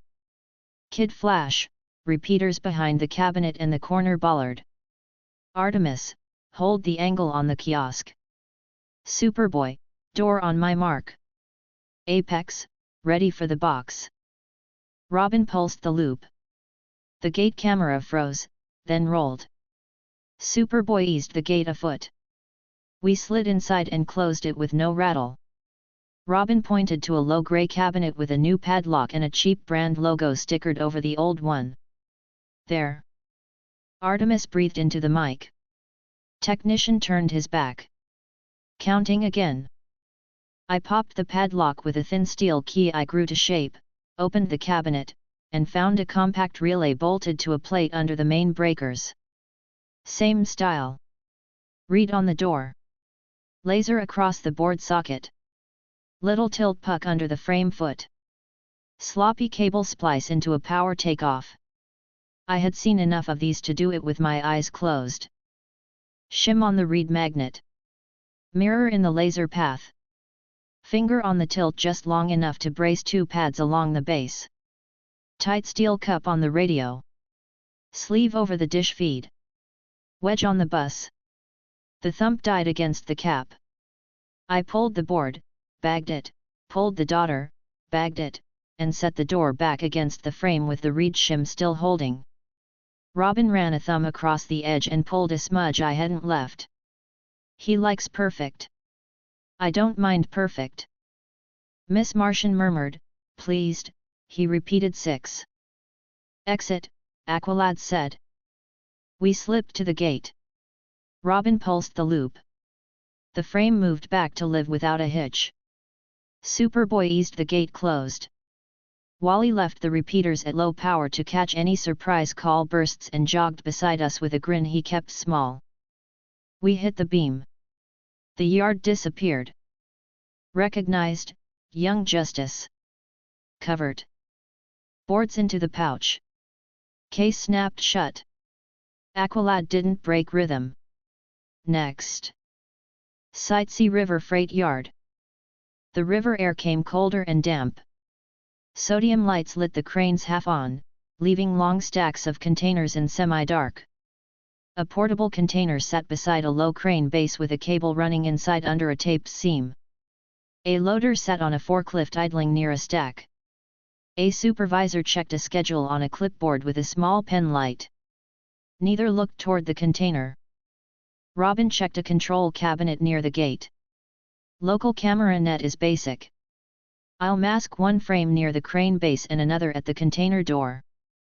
Miss Martian's tone was calm. Loader is thinking about finishing his shift. Supervisor is annoyed at a delivery that did not come. I'll hold them. Aqualad pointed. Artemis, roof of the container. Kid Flash, repeaters at the crane base and under the container step. Superboy, door. Apex, ready. Wally placed the first repeater behind the crane's foot, second under the container step lip, and reappeared at my side holding his breath for a second like he'd run at half speed on purpose. He likes the speed. He held it in. Superboy took one handle of the container's heavy door and pulled just enough to break the seal without a squeal. I slid inside with the case while Robin kept the camera frame frozen. The portable rack sat against a ratchet strap and a shipping pallet. Vent holes along the top edge breathed a little warmth. A small dish had been bolted to the inner wall pointing at a makeshift plate. Same design, I said. Radio, dish feed, read on the door, pressure pad under the rack, fiber loop across the bus. Quick, Aqualad said softly from the door. I did the same dance. Shim. Bypass link. Cup. Sleeve. Wedge. The thump died. I pulled the primary and the daughter and slid them into bags. I touched the rack brace to check for a tilt. It didn't have one this time. They got lazy. I complain when people get sloppy, but only in my head so I can enjoy being right. Artemis whispered, supervisor stretched. Loader put his head on the wheel and closed his eyes. You have a minute. Done, I said. I set the door back into place and pressed the latch into the position it had been. Superboy eased the handle down with long fingers and no sound. Robin let the camera breathe. We moved away the way we came. Aqualad kept his head level. Miss Martian released her hold in a slow taper so neither man felt anything out of place. Wally set a repeater to watch for any surprise call and then slowed to a walk at Aqualad's side. We reached the Zeta point. Recognized, Young Justice. Covered. Mount Justice took us in. The boards went on the polymer mat. Robin set the pouch beside the case. Aqualad stood at the console and didn't make the team speak over each other. The console chimed. Incoming transmission, Batman. Batman's hologram rose. He took in the mat, the pouch, and our faces. Report. Aqualad delivered it clean. 3 sites neutralized. Site A, rooftop vent cabinet. Site B, substation kiosk. Site C, portable container by crane. All radios sealed. Boards recovered. Dishes capped. No exposure. Robin lifted the pouch. Primary and daughter cards from all 3. Loops were satisfied, checksums held. No alarms. Miss Martian added, all staff stayed predictable. Superboy said, no contact with guards or workers. Batman nodded once. Send it. The drone slid into the hangar, bay open. We placed the pouch and a small shell plate Robin had popped at the substation as a bonus. Robin keyed the chain of custody code. The drone rose and left. Martian Manhunter's voice followed. We will process immediately and compare to the master server. Superman added, no movement at your sites after departure. Good work. Batman looked at Aqualad again. Stand by. There will be more. The feed cut. Wally let out a long breath and fell onto the couch. 3 for 3. Artemis sat on the table edge and unrolled her bowstring, then rolled it again to check the twist. You finally walked instead of ran. He grinned. I ran a little. Miss Martian smiled and floated toward the kitchen. I'll make tea. Superboy leaned a shoulder against the rail and stood quietly. He looked toward the training wing for a second, then stayed. Aqualad stood at the window for 3 breaths and turned back. 1 hour. Then drills. Wally groaned out of habit and then smiled because he knew why it mattered. Robin sat and started sanitizing the local log as fast as his fingers could handle without a typo. I closed my case and put it on the shelf. The latch clicked once. The room felt right again. We used the hour. Miss Martian brought cups. We drank. No one filled the silence because we didn't need to. The console chimed sooner than I expected. Incoming transmission, Batman. He appeared in the projector with no delay. Initial analysis, the 3 sites confirm an escalation schedule for small units across the corridor. We have dates for 10 more in the next week. The good news, your work tonight preserved the upstream path. The bad, a test drone is flying the corridor now to backfill what they missed. He paused. We will track it. Prepare to shadow. Robin was already pulling a map to the console. Altitude? Speed. Low and slow, Batman said. Camera drone class. It carries a collection bay. Your next task is to shadow it, test a portable dampener, copy its memory in motion, and let it continue. No exposure. He looked at us. Stand by for exact path. The feed cut. Wally rubbed his hands together. Rooftops. Artemis smirked. You like rooftops? I like running, he said. Miss Martian nodded. We'll keep the city quiet while we move. Superboy said, I'll stay under it when needed. Aqualad glanced at me. I tapped the case lightly. I'll cap anything it tries to send while we copy. We will not burn the route. He nodded. We prepare. We went back to work. The base held its steady sound. The ocean moved. The lights stayed even. The team moved through the room like they had been doing it their whole lives. We would take the drone next. We were ready.